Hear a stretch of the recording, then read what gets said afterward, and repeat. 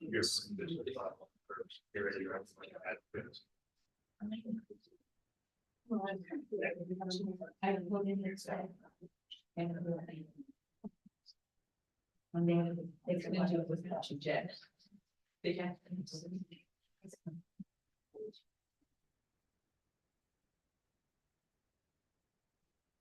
Let's see.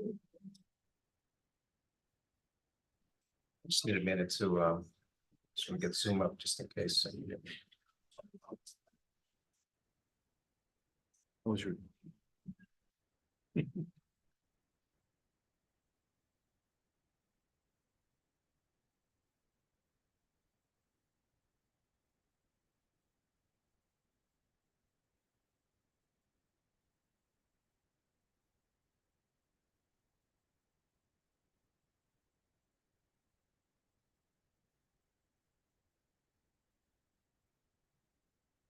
Okay, welcome everybody to the June 10th, 2024 Town of Lewisboro Town Board meeting.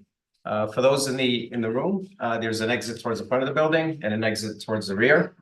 Please join me in the Pledge of Allegiance.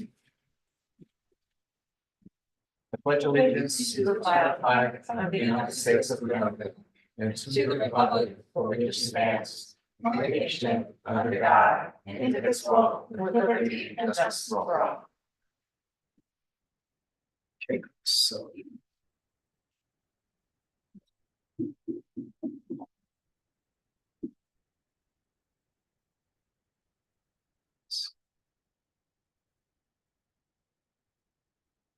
Okay, thank you, everybody. I think we have public comment first.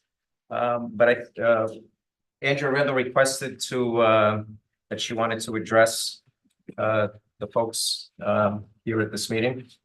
So if the board is okay with it, we'll let her do her presentation. Okay. Presentation sounds. Or so not formal. presentation, sorry, your PowerPoint. yeah, your. I don't even have a PowerPoint, no. Okay. Good evening, everyone. Statement. It was brought to my attention early this morning that there's been some like buzz on social media about someone who may have heard or thought they heard me say or demand to have the pride flag removed from the townhouse. So I just want to clarify what it is that I did say, instead of people playing the game of like telephone where everybody thinks they heard something that they didn't hear or it gets misinterpreted. So I just want to be clear. So I actually started writing this even before I found out through my son's girlfriend. Interestingly enough, so in February 2022, Russia launched its invasion of the Ukraine after years of turmoil, and that war continues to this day. In October of 2023, Hamas and several other Palestinian organizations led an armed attack into the Israeli territory in Gaza. That conflict is ongoing. People are suffering horrible atrocities, the kind that most of us have never experienced and, God willing, never will. My heart goes out to the people living these nightmares and to their loved ones in our community who suffer every day with their friends and their relatives who were there.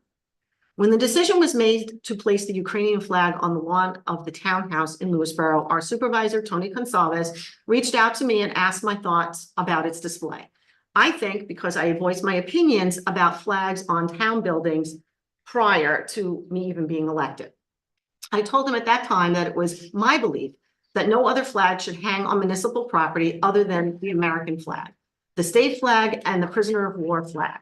But if he felt it necessary to place the Ukrainian flag, that it should be placed in the ground on our vast front lawn, but not under any circumstances be hung on the building or on the veterans flagpole.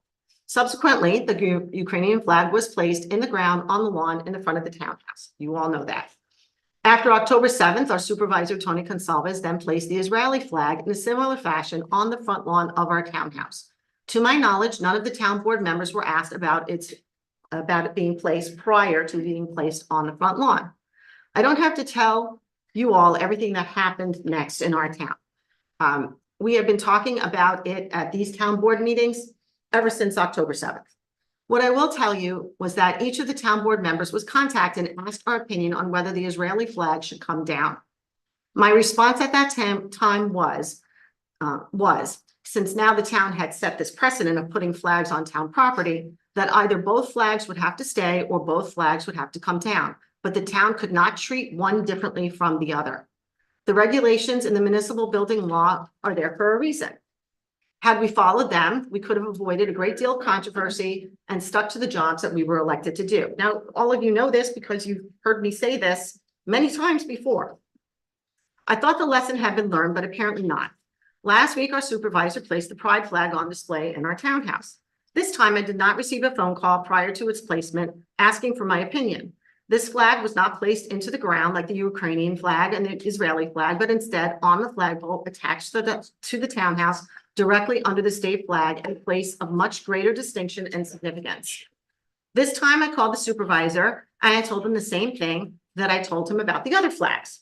No other flag should be displayed on town property, but if you're going to do so, place the flag on the front lawn of the townhouse, such as in the same way that the Ukrainian and Israeli flags had been. His response was, well, that's how we've done it for the past 4 years. My position has never changed regardless of the cause, regardless of the particular flag and the cause that it represented. You can't say one flag is different or more special than the others, especially when each flag represents people who are suffering, have been repressed, or have been outcast. To be clear, I never told our supervisor to remove the pride flag. I told him that if it was going to be displayed, it should not be on the townhouse itself, but be displayed in the same manner as the other flags had been. He decided independently, however, by his actions that the pride flag, as I turn my pages, that the pride flag, which is not disputed by me, is of greater significance than either the Ukrainian flag or the Israeli flag. That should not be the position of that our supervisor puts our town in, and we should treat each equally. Now, there has been a distinction made by some that flags of other nations are different than flags that stand for a cause, and I do agree. Part of the regulation about displaying flags of other nations on town property have to do with the fact of giving significance to other governments over our own. Not when those flags are used as pennants or banners where they take on a different meaning. When the Ukrainian flag was flown on the lawn, it wasn't to show that we were supporting the Ukrainian government over that of the United States. Instead, it was put on our front lawn in support of those suffering as a result of the invasion from Russia. When we placed the Israeli flag out there, it was not in support of the Israeli government over that of our own, but rather initially in support of all those suffering as a result of the invasion into the Gaza Strip. The pride flag stands for very good reasons. It also represents people who have been outcast and who have suffered in the history of the United States as well as all over the world. It has its significance and it has its importance. But when each one of these things are displayed in a way that does not mean to overtake how we view our government in the United States, but rather to stand as a symbol for a cause, they should all be treated equally. Now, you all know through all the conversations that we had about the Israeli flag and about comments that were made on social media about my fellow town board member, that I have always said the same thing. No flag other than the United States flag, the New York flag, and the prisoner of war flag should be displayed on municipal buildings. But if flags and banners for causes are important enough to be displayed, then they should be displayed in the same manner on the vast front lawn that we are so lucky to have at this townhouse. Now, I hope that puts to rest some of the concerns that you all have, but I never, ever said to take the pride flag and toss it to the side. So that's all I have. So, Craig, not to put you on the spot, which I guess I am putting you on the spot, does the municipal building law make any difference as far as what can be done between foreign countries versus a non-foreign? A non-governmental Yeah. entity? No, it deals with governmental entities and their flags or other foreign nations and their flags as opposed to ours. Foreign nations. Foreign nations. If I may, since Andrea had a moment. But I just want to ask one clarification question. So under the law, if it's not the If you're flag asking me, I of a don't think foreign, that the pride flag would be covered under. so right, so in other words, it's a discretion thing. Yeah. This is basically what it comes down to. Right. So if the supervisor in his discretion wants to put it up, he can. Or the board. Right. Okay. And if I may add, the pride flag has been flown at the following state office buildings for the duration of Pride Month, 44 Holland Avenue, Albany, 50 Wolf Road, Albany, 328 State Street, Schenectady, 625 Broadway, Albany, Alfred E. Smith Office Building, the Empire State Plaza, Hampton Plaza, Harriman Campus, New York State Capitol, 10 Ike, Binghamton State Office Building, Dulles State Office Building, Henderson Smith State Office Building, State Preparedness Training Center in Oriskany, forgive me. Oriskany, I am not a native New Yorker, so I appreciate your patience and compassion.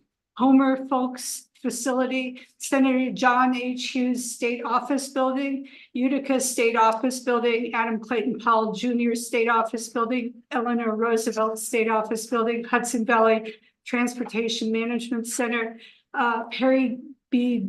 Duria, State Office Building, as well as the Executive Mansion. And those are just a few of the state office buildings that I found. So it's not unprecedented for a government building to have the pride flag. And they're on the building itself. They are. Okay. But based on the history of what's gone on in this town, I felt it even more important.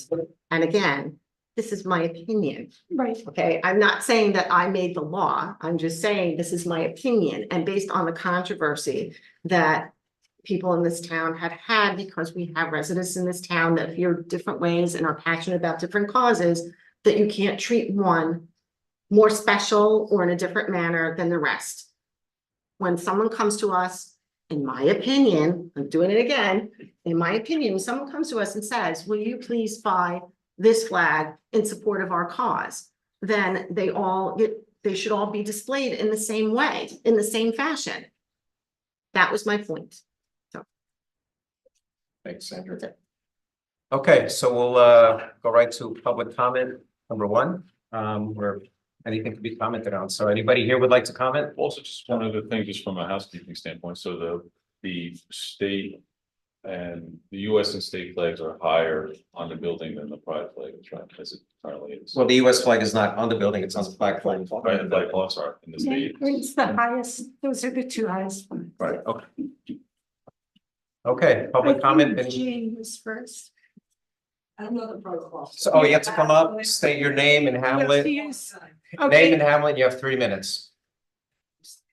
and you have to use the mic so the people at home can hear you. Okay, my name is Jane Emmer and I live in South Salem, Lewisboro.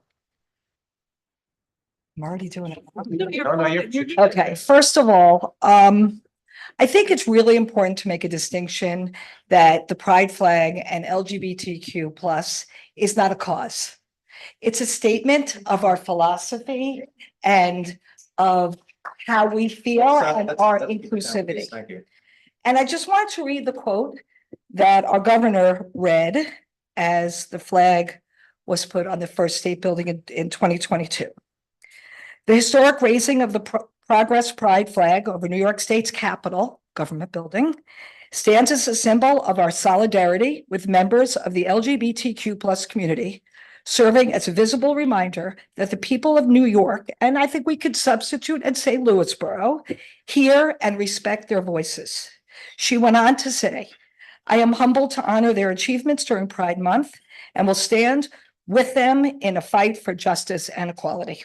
And if our town government does not believe that we are here to represent justice and equality, then I think we need to rethink why we're here. Not 3 minutes, but. Thank you, Jane. Thank you. Anyone else? Anyone else here would like to speak?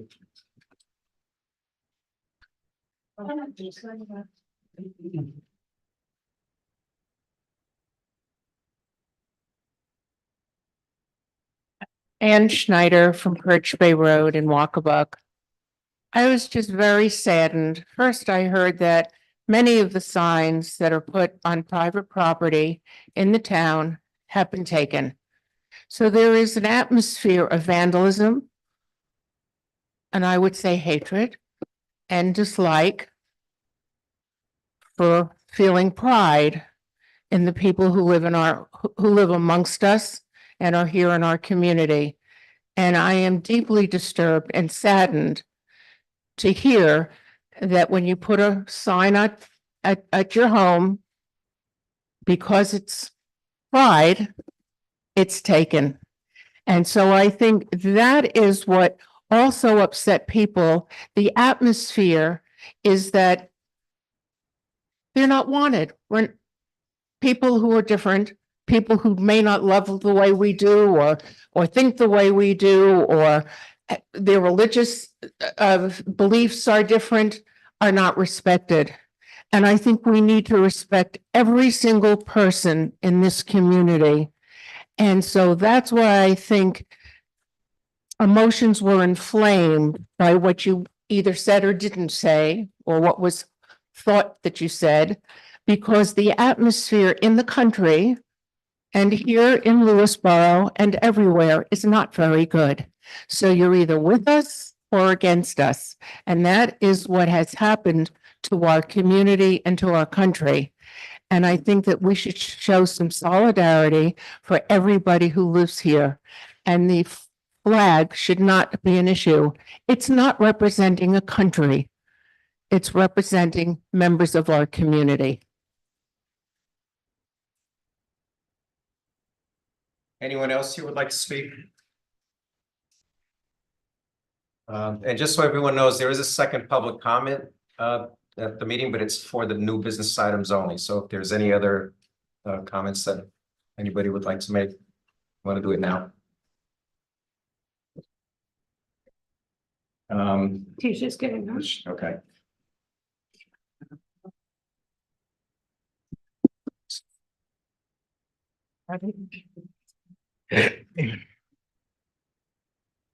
Good evening, everyone. I'm Letitia Stapleton. Where am I? In Goldensbridge. I just wanted to make a comment that I stand proudly with Pride Month. And also, I want to thank all that came out and all that celebrated Juneteenth. So we have a powerful month and we're celebrating all month. Thank you all. I stand. Anyone else? Hi,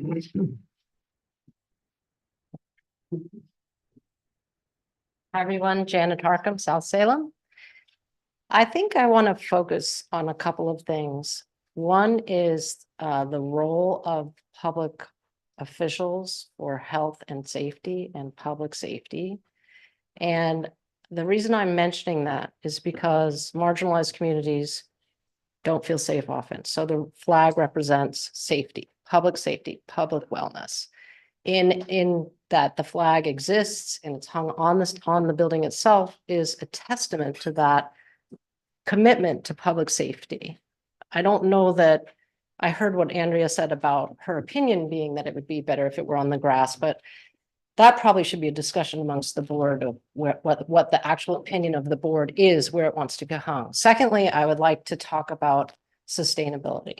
The role of governments to affect change and affect change early enough to do something about it is actually, I was sort of aghast because I watched the meeting the other day, and I feel like I would like to thank Dan Welsh for coming out early and often in favor of public health and wellness through actions of sustainability. It's not lost on me. I've worked with Dan for years and years on this stuff. He's saved people so much money and he's educated people and he's helped people. And I really was aghast at the tone with which people were aggressively attacking a public official. Now, my opinion on this is that the board should not allow commentary on any person on the board. I should be able to talk about Sustainable Westchester. I should be able to talk about Bedford 2030. I should talk about issues of the board, but I don't personally believe that the board should be allowing anyone to talk about personal stuff on the board. And so I thank Dan for representing Sustainable Westchester and doing his best and doing it early. You know, when the commenting on it is that it was, you know, so terrible. Where was everybody in 2005 when no one would identify sustainability as a real issue? Where wasn't everybody when we were trying to explain what was happening in the climate and that the greenhouse gases were being trapped in this tiny little layer of atmosphere that's actually only 6 miles from the top of the earth to the top of the atmosphere is only 6 miles. We're putting all of our greenhouse gases, all of our waste in where we breathe and where all the weather lives. It's 6 miles. And so I just want to say that any strong and decisive action on behalf of this public body for the globe and the planet, and we understand the planet now in greenhouse gases because of the fires in Canada last year.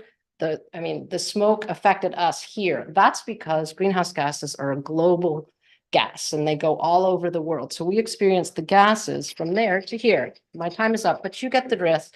I applaud any decisive action on behalf of the people of this community and the planet.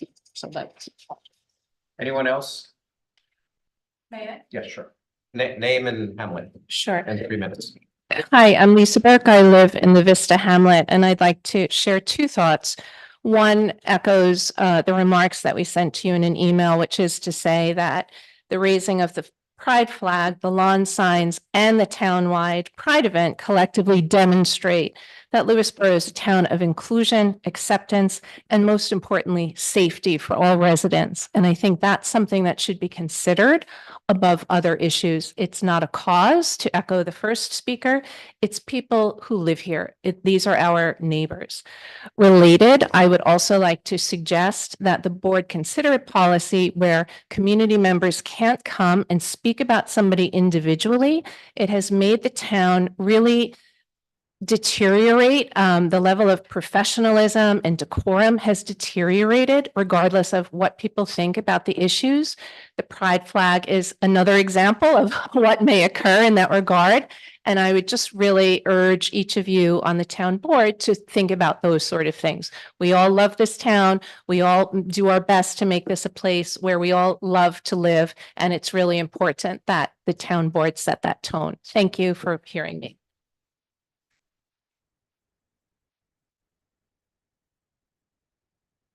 Hi, I'm Heather Miakolaki. I don't know where I live exactly because I live in Katona, but I've been told it's Golden's Bridge, so I live in one of those 2 places. I feel like I have to say something as somebody who's lived here for 14 years and plans to make Lewisboro my forever home. I love living here. I love Lake Katona where I live. I love my community. I know so many of the people here. I love you. I see you. I wrote an email and I just wanted to say some of the things from it because I feel like it's really important, especially for anybody listening at home, to know that Lewisboro is a wonderful place and it is an inclusive place. So there are a couple of things that I put in my email, and one is that suicide is the leading cause of death among young people aged 10 to 14, and the 3rd leading cause of death among 15 to 24-year-olds. Lesbian, gay, bisexual, transgender, queer, and questioning young people are at a significantly increased risk. LGBTQ young people are more than 4 times as likely to attempt suicide than their peers. The Trevor Project estimates that more than 1.8 million LGBTQ young people seriously consider suicide each year in the US, and at least 1 attempts suicide every 45 seconds. Research has shown consistently nearly 1 in 5 foster care youth identify as LGBTQ. Nearly 60% of LGBTQ youth feel unsafe in school due to their sexual orientation and 35% for their gender identity. So when we put up our pride signs, when we put up the pride flag at our town, we are telling these youth that we are a safe space, that they are okay, that they are safe here, that they are included, that they are seen.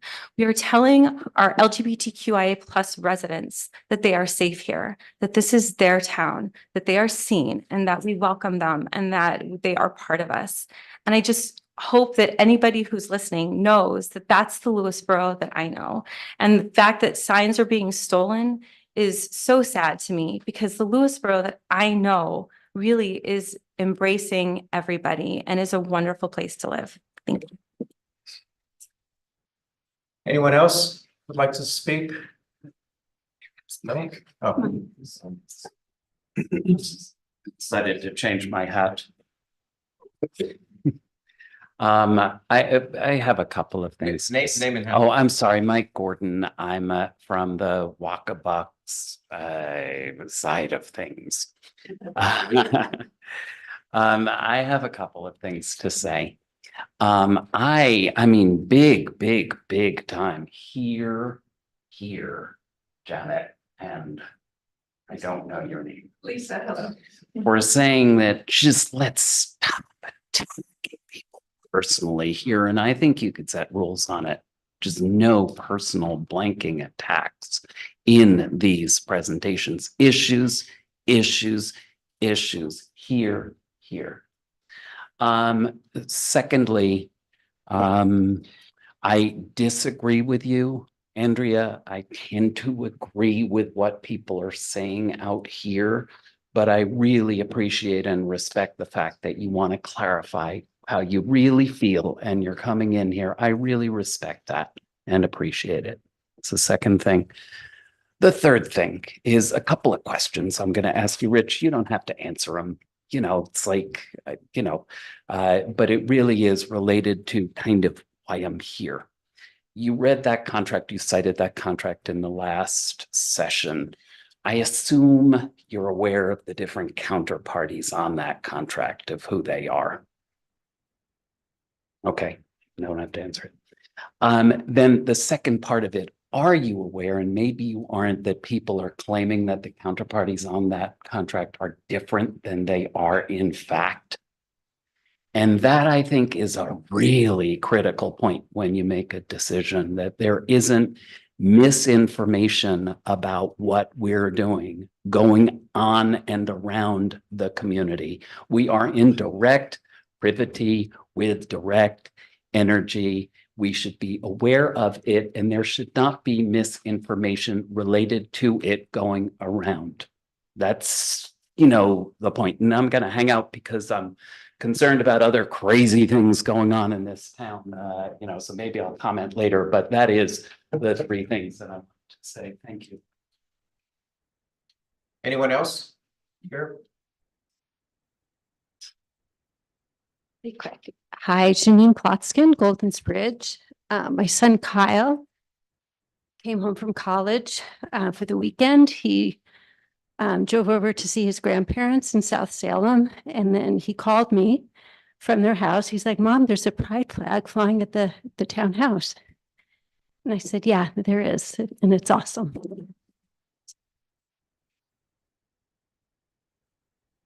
Anyone else? Okay, how about on Zoom? Yes.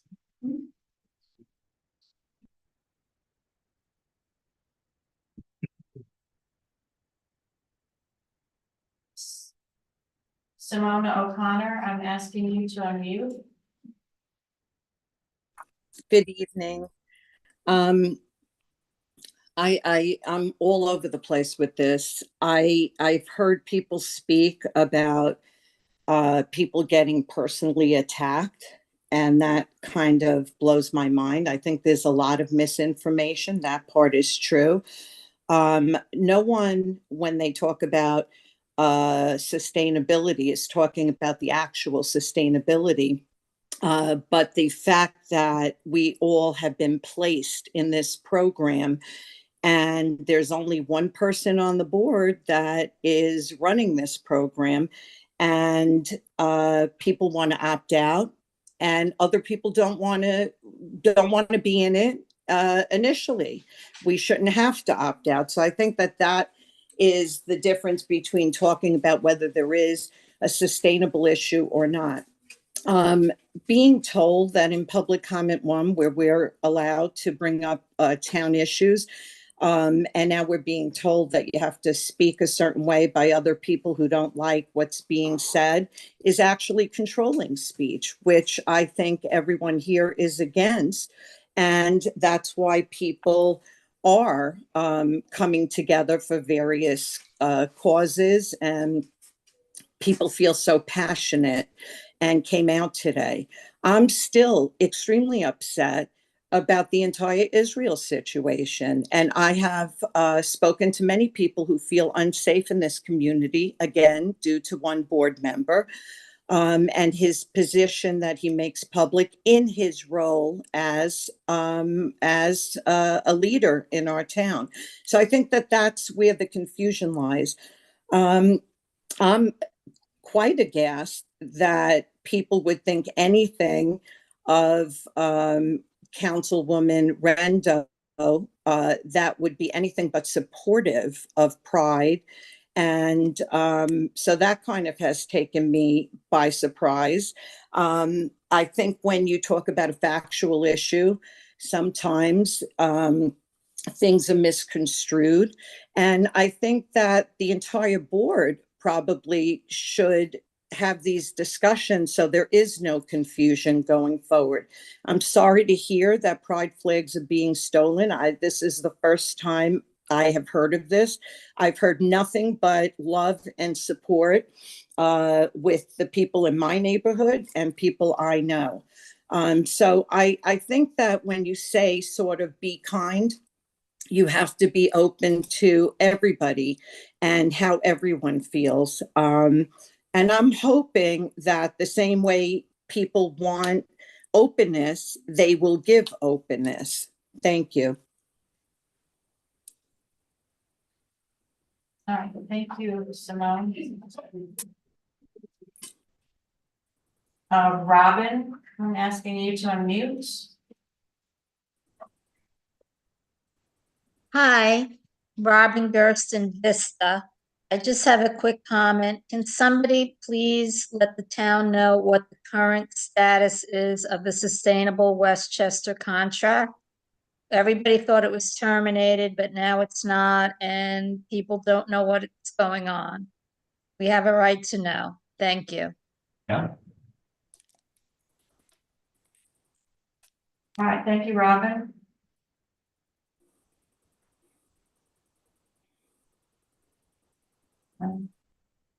That's it. There was another one, but put it down. Okay.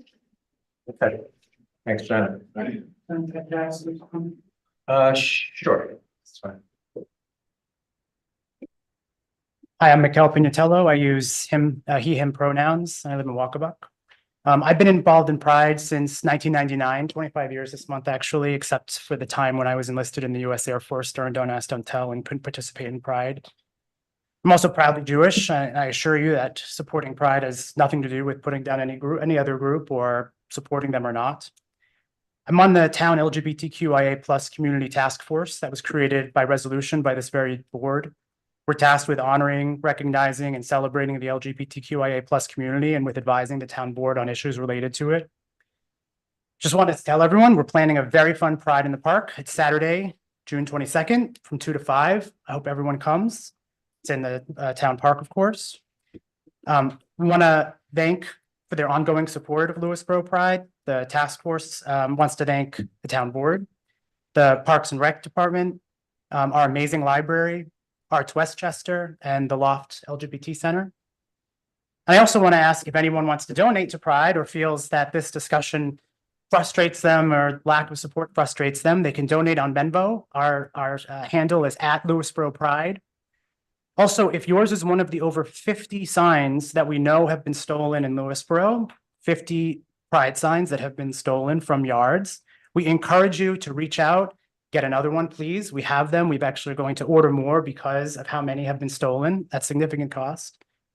And lastly, I encourage the town board to read, whether out loud or themselves, the many emails and letters that I know residents have sent about flying this Pride flag. It's very important. And thank you. Okay. Barbara Mangione, I'm asking you to unmute. How was that? Okay, thank you. I was having trouble with my iPad before. I just wanted to ask the board, I guess also Tony, we had an emergency management meeting during the week, and we were discussing plans with, different types of emergencies in the town. One of the things that we did not get to discuss that night was, which I'm very concerned about. I've been here for over 31 years now, and we still haven't made any decision regarding what to do regarding the lack of cell coverage along the Route 35 corridor. I think when you're talking about an emergency management plan in a town such as ours, that should be one of the pivotal issues that should be decided. And it's just been kicked around for 30-something years. I don't know why. I know right before the pandemic, the study was done with the Northern Westchester towns. That's been several years past now where the results have come in. And I would like to somehow get some response from the town board as to where we're going to go with this and what decision is going to be made regarding cell coverage along the 35 corridor. It's extremely important for our first responders to have access to that. In case of a true emergency, a large-scale emergency, that is just a big black hole of an area. So we need to address that. Thank you. Thank you, Barbara. One more. Kathy Deutsch, I'm asking you to unmute. Good evening, Kathy Deutsch, Vista. I wasn't going to comment tonight, but listening to everybody has kind of stimulated a thought process on my part. And basically, it's about equity. And certainly I am in full support of a pride flag in whatever capacity. To me, it doesn't really matter if it's on one flagpole or another. It's the fact that it exists and is proudly hung is a proper thing to do. But this brings me to the social media aspect of how board members communicate with our community. If we're asking for equity, we also need equity in social media. And we have asked numerous times that the board address social media policies on Facebook as it pertains to employees, elected or volunteer or appointed. Dan has been asked numerous times by board members and this body of community members to please have a separate Facebook page for his personal postings and a separate Facebook page for his governmental postings.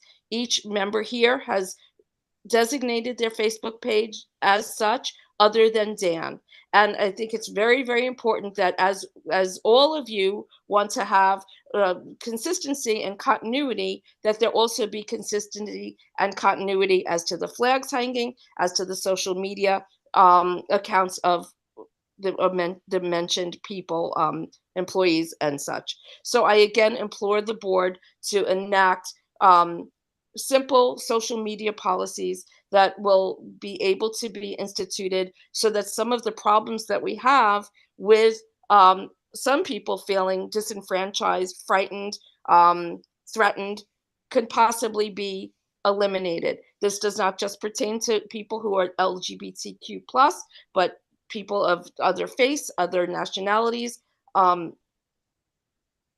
We've gone through this. We don't need to reiterate it. So please, I am asking the board to please enact something so that we have consistency. Thank you. All right, thank you, Kathy. And that's it. So, thanks, Jenna.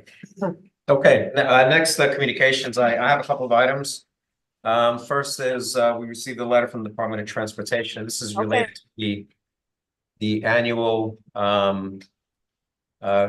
CHIPS funding, which is the Consolidated Highway Improvement Program funding. These are funds that we use for paving our roads, and we were provided with $345,000, which is around the lines. It's a number that we were predicting we were going to be receiving. We actually budgeted for less, but it's good that the state, because there was a chance that this funding was going to be cut, and so it made its way into the governor's budget. So we thank the Department of Transportation for these funds. So thank you very much. 345.2 thousand approximately. That's in addition to the line we already have in the budget that we put in there. Correct, right. And in addition to the bond, the $320,000 bond, right. The other thing I have is it's a letter from the Leon Levy Foundation from Meredith Ross, the president, and this is in reference to a grant that was provided to the town. The trustees of the Leon Levy Foundation have approved the grant of $50,000 to the town of Lewisboro. This grant is for 10 years, 2024 to 2033, of ongoing maintenance of trails at the Leon Levy Preserve, as described in George Scott's proposal dated April 18, 2024. We will pay the grant by check, mailing it to the above address. Payments will be made over 2 years in installments of $25,000. The first check will be issued June 30th of this year. The subsequent check will be issued by June 30th of next year. So I'd like to thank the Leon Levy Foundation for this grant and for the work of George Scott and all the other folks that are involved in maintaining our preserves, our trails, including Parks and Rec, and Nicole is here. So thank you, Nicole, for the work your team does. So this is a great thing for the town of Lewisboro. And Andrew, I think you had a. I do, but I think it might be Communication, more please. appropriate under old business. Okay, that's fine. Okay, next, we have the consent agenda, so I'd like to motion that we approve the minutes of May 18th. Sorry, let me put my glasses on. May 13th and May 28th. And the monthly reports from the building department and the police department for the month of May. I'll move. Do I have a second? Second. Discussion? All in favor? Aye. Okay, so old business, did you want to? Old business. Okay. As many of you may know, we had a work session, our last meeting regarding the zoning text amendments, some of which I had questions about, and there were certain things under special permits that our consultant was suggesting be moved from under the authority of the zoning board to under the authority of the planning board. And we went back and forth quite a bit, but then we indicated, or I think we came to the conclusion that we should speak to the members of our zoning board because they hadn't really given much input. So in response to that, there were several emails that were received. One, it was from Robin Price. Many of you may know him as Doc Price. He is the chairman of the zoning board. Zoning Board of Appeals. Zoning Board of Appeals. Dear Supervisor Gonsalves and Honorable Town Board, as Chair of the Zoning Board of Appeals, I would like to state my opposition to the proposed transfer of authority and issuing special permits from the ZBA to the Planning Board. First, the ZBA has for decades granted special permits with careful consideration and thoroughness, resulting in excellent results. There have been few, if any, complaints from the public on these cases. Bottom line, if it's not broken, don't fix it. The ZBA receives application, does site visits and public hearings in a very timely manner. With all due respect to the other boards, I do not see any valid basis for why any changes in our present system are needed and would likely make a special permit process more complicated and add unnecessary regulations to the process. Any questionable environmental impacts are already subject to the planning board and the building department review as part of the ZBA approval process. Lastly, the town of Lewisboro zoning codes continue to work for the town. Changing some minor language in the code may be needed, but changing the special permits from the ZBA to the planning board is not in the best interest of the taxpayers. Respectfully submitted, Robin J. Price. In addition, there was an email from Thomas Fischetti, who also sits on our ZBA.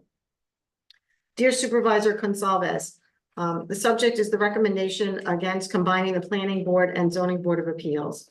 I hope this letter finds you well. As a recent member of the Zoning Board of Appeals, I am writing to provide a recommendation regarding the proposal to merge the Planning Board and Zoning Board of Appeals into a single entity. Although that's not what the proposal is, that's what he's conveying he feels to be the case.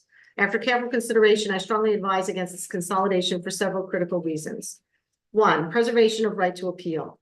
One of the fundamental principles of our local governance is ensuring that residents and developers have a fair and impartial process to address grievances and disputes. By maintaining separate boards, we preserve the essential opportunity for individual to appeal decisions made by the Planning Board to the Zoning Board of Appeals. This separation ensures a system of checks and balances, promoting transparency and accountability in the decision-making process. Combining these boards would eliminate this crucial avenue for appeal, potentially undermining public trust in our municipal governance. Two, avoiding the concentration of power. In a small town such as ours, it is vital to prevent the concentration of power in a single entity. Each board currently serves distinct and complementary roles. The Planning Board focuses on the development and implementation of land use policies, while the zoning board of appeals addresses specific variances and appeals related to zoning decisions. Combining these functions into one board could lead to an undue concentration of authority, reducing the diversity of perspectives and expertise that is currently beneficial to our community. Maintaining separate boards ensures a more balanced and democratic approach to land use and zoning decisions, safeguarding against potential biases and conflicts of interest. 3, enhancing decision-making quality. The specialized nature of the planning board and the zoning board of appeals allows each to develop and apply distinct expertise. Planning board members are well-versed in long-term planning and policy making, while the zoning board of appeals members deeply understand zoning laws and variance procedures. Keeping these boards separate ensures that each area receives the focused attention and expertise it requires, ultimately leading to higher quality and more informed decision-making. This specialization is particularly important in small municipalities where resources and expertise are often limited. Conclusion: for these reasons, I strongly recommend maintaining separate planning and zoning boards. Doing so will preserve the right to appeal, prevent the concentration of power, and enhance the quality of our municipal decision-making processes.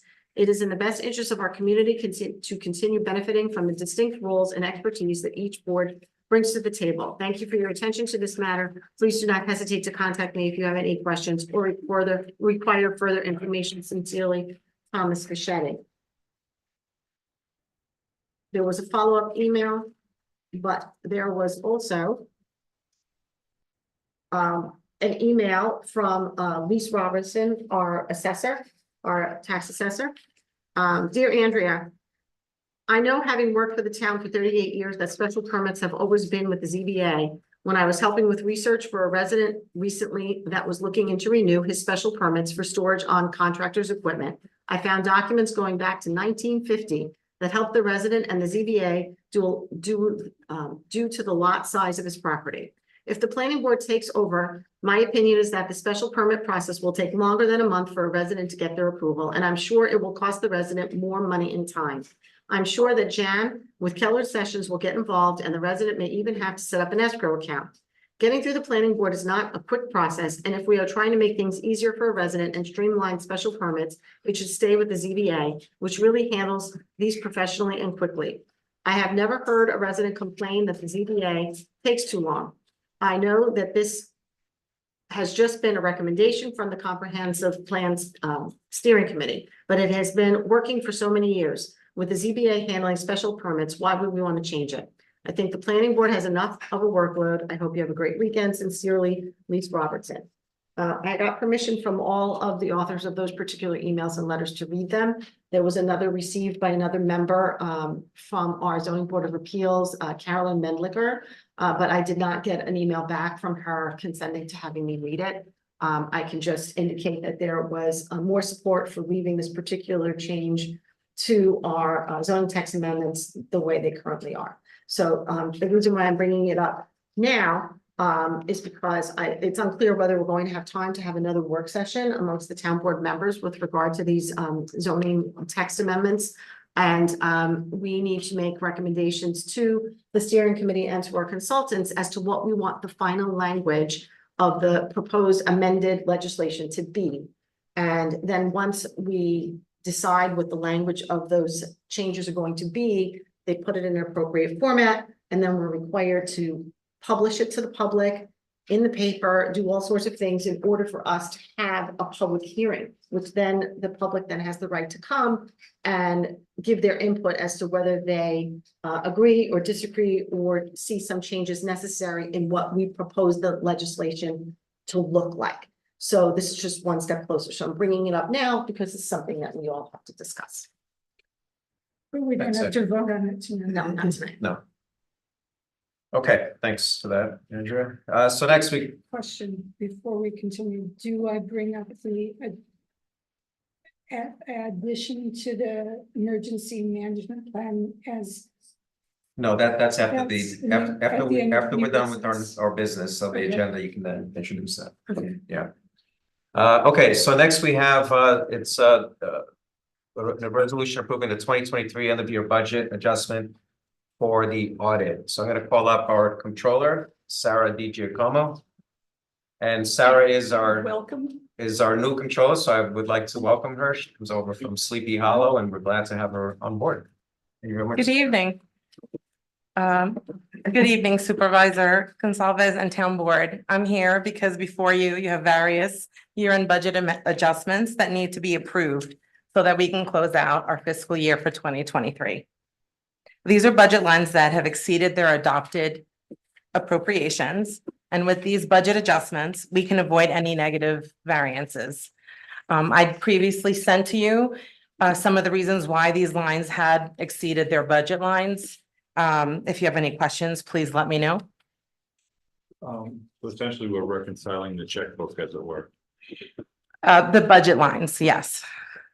Yeah, and if I could add, many of these were, for example, items that the town board approved during the year after the budget was in place. So these are, there was funding for example, the food scraps. There was additional funding for a roof, which we expect to get FEMA reimbursement. There's also, we talked about the CHIPS funding from New York State DOT. Because that comes mid-year, we don't necessarily know how much we're gonna have or we're gonna receive, but we end up spending based on the estimate that we've created for the year. And so, yeah, so that's, and then there's of course emergency repairs, increase in price to, fuel, for example, and Department of Health requirements with our sewage treatment plants or our water plant. So that's encompasses the majority of what we see here. So yeah, so I'll let you continue. Sorry. Yes, I did send an Excel spreadsheet and I just showed the difference between the actual and what was actually adopted in the budget. And what we're doing is we're going to be taking from the fund balance to cover those budget appropriations. Could you just tell us how much we spent over budget? Okay, so yes, so for the general fund, the lines were $266,597. For the D fund, which is the highway fund, it was $153,839. For the Oak Ridge Sewer Fund, it was $70,309. And for the Wild Oak Sewer, it was $43,582. And could you, sorry, follow up question? Okay. So when we overspend what we estimate our budget to be, where does the additional several hundred thousand come from? So usually what happens is you take it from another budget line that has not spent that money and you take it and you cover it. So a lot of lines don't get spent. So we take that money and we transfer it to cover the lines that do get exceeded. In this case, this is coming out of the fund balance because there were no other lines that were left over. So we take it from the fund balance. Now, you mentioned the Wild Oak Sewers, so you have some good news that you received I today. do have good news. Today, actually, I received a check of $203,000 from DEP. And it was for years back, 20, 21, and 22. A part of that was $118,000. And then I also received $85,000 for the third and the fourth quarter of 2023. So that was great to get arrears for 3 years that we had not been able to collect. And what is that for? It was, It's what happens. No, I know it's on Wild Oaks and you gave me the years, but you didn't say what they were paying for. it's their quarterly funding that we get for these So let me sewer. explain. The DEP funded an expansion of the Wild Oak Sewer Plant back in, I think it was 2005. So they pay for, I believe it's 50% of the operations and maintenance of that plant. So we went back and I have to thank Nisha. the Yes, previous Nisha, my coach. She predecessor. really drilled down into this, which allowed us to recoup funds from 2021? 20, 21, and 22. 22. Yes. So that's part of the agreement that we have with New York City DEP for that plant. So we went back to get the 50% That they- recouping for those, okay, for the. Correct. Correct. So that'll offset the overspending of 43,582. Yes, it would Okay. basically will go back to their fund balance, so we'll cover that. Were those payments from DEC not in DEP. DEP, sorry, yeah. Not in our budget as line items that like, oh, we didn't get this. Well, at this point, I don't think they were unless the auditors accrued them, but I didn't see them accrued, so. Okay, so it's- going forward, we will have that item or? Going forward, we do put it in the budget, so. Yeah. Those years, we didn't receive them timely, so those budgets suffered for that. It Greg. should be on track going forward. They should be. Yes. Yes. Did you want to add something, Greg? So back in the early 21st century and early 2000s, DEP had two regulatory upgrade programs for all of the plants, sewage treatment plants or water resource recovery facilities in the watershed, where they added microfiltration and ultraviolet disinfection as treatment processes. As a part of that, the DEP entered into operations and maintenance agreements with all of the municipalities that own plants within the watershed, and they are responsible for paying what's known as the incremental costs, the baseline costs that you have to run the plant O&M one way or the other. But for those enhanced treatment facilities, DEP does have to pay the incremental cost pursuant to the agreement. And usually it's every year or two, they'll audit and reimburse for those costs. So, but it's the program they implemented like in the late 90s and early 2000s. And should be done every couple of years they do it. They Right. don't do it every year. Yeah. But they are responsible for the money. Is that applicable anywhere else besides Wild Oaks? As far as the town of Lewisboro is concerned, no. Because that's the only sewer plant that's in the DEP watershed. I would just note that there are some expenses in this general fund one which are associated with the comp plan. Oh, good point. Right. Yeah. You wanna take my sentence and run with it? Go ahead. No, you go for it. You're doing a I good job. think- Yeah, that's. I think that was, that whole project was meant to be mapped to the, to a specific balance that we had accrued from the Correct. sale of the property in Gold's Bridge. And we had a fully sufficient buffer in that to pick up any of these things. So those particular items they may not have been specifically indicated in the budget, but we were not, So, they're not one-sided. budget. right, so that's about $85,000 that was not budgeted for. But because of the sale of the Golders Bridge Community House, we had allocated, well, we didn't allocate, but we said, okay, the funds for the comp plan are gonna come from the proceeds of that sale.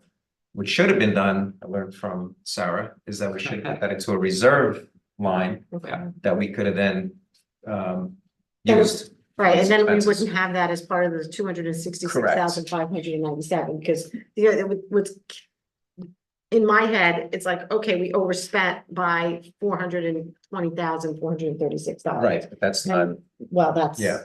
what I'm seeing, but. yeah, Right, or we could have increased those budget lines and made a revenue line on the other side, putting that, fund coming in from the sale. Got it. So it's just, Right. it's just the way the budget was adopted. Go ahead, Rick. Close to it, comparable, almost a third is for increase in premium for hospital and medical benefits for employees, so. That's the other Right. thing, because we underestimated what the increase was gonna be from 22 to 23. Which every year it's a, financial crapshoot, we don't know. Yeah. Right. We have to go through the budget process before we hear back, a few weeks before. This year we the hope annual will increase, yeah, Right. and it was actually came in less, so. Right. Yeah. Right. And then the other point I wanted to make out is some of these are expenses from 2022 that we were invoiced for in 2023, so that's why leases for day camps, for example, Parks and Rec went over by $11,000. Yeah, so you see a couple of those here. Those should be captured as encumbrances, though, normally, right? That we. They should be, but we got these in August, which was way past that encumbrance period. Total, just for context, our general fund is about 6 million.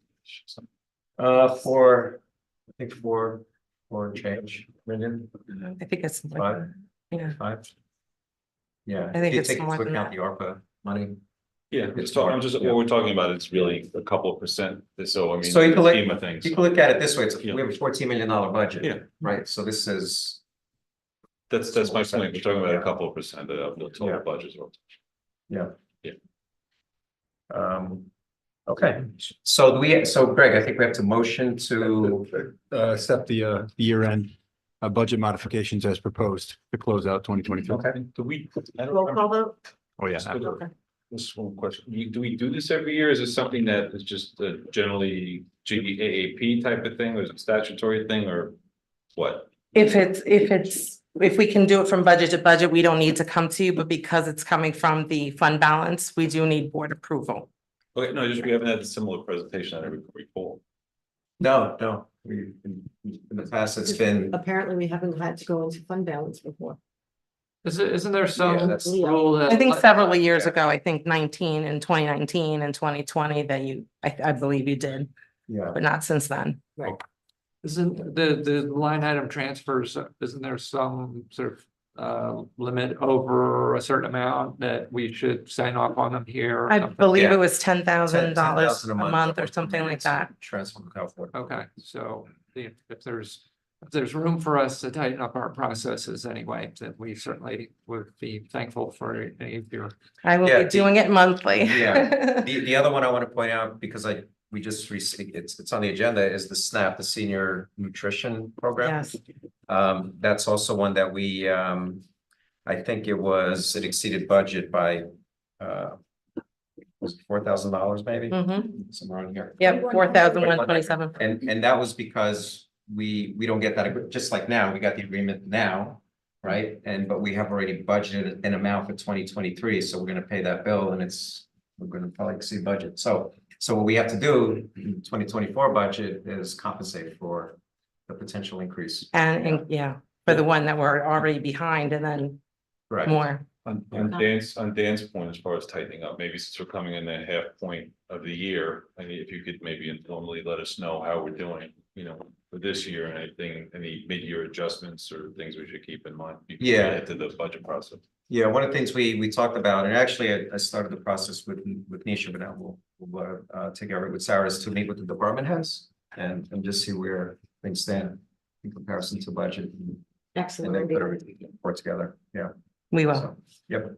Thank you. Thank you so much. So we get a motion, we move to accept. Accept the year-end budget modifications as proposed to close out 2023. I adopt that motion as eloquently stated by council. And I seconded. Discussion, all in favor? Roll Aye. call. Oh, roll call, yeah, we have roll call, yeah. Aye. Mary, Mary Shaw, aye. Tony, aye. Andrea Rondo, aye. Dan Welsh, aye. I didn't hear. Thank you very much, Sarah. Thank you very much. Okay. Have a good You're free to evening. go unless you want to stay. I'll stay for a little while. Thanks. Okay. So, next we have, allocating ARPA funds for and approving purchase of Lewisboro Police Department vehicle. So I'd like to have the chief come up and, talk to us about that. And this is related to a vehicle that is, out of commission right now, one of the older vehicles that we were planning on upgrading in the near future anyway. It's not really out of commission. It's running on 6 or 7 cylinders out of 8, but we will still be able to use it until we send it to auction, which is going to be my next request. Right. But we'll use it for like grades and stuff like that. But as far as patrol vehicle every day, it's done. It's got well over 100,000 miles. And engine hours is the big one. So if you do the math, the engine hours is equivalent over 200,000 miles. And it needs a new camshaft, and Chevy does not recommend doing a camshaft. They recommend replacing a whole new engine. And the cost of the camshaft was $8,000 and the cost of a new engine was $18,000. So it just wasn't worth it at that point. So we linked it back to headquarters and that's where it is right now.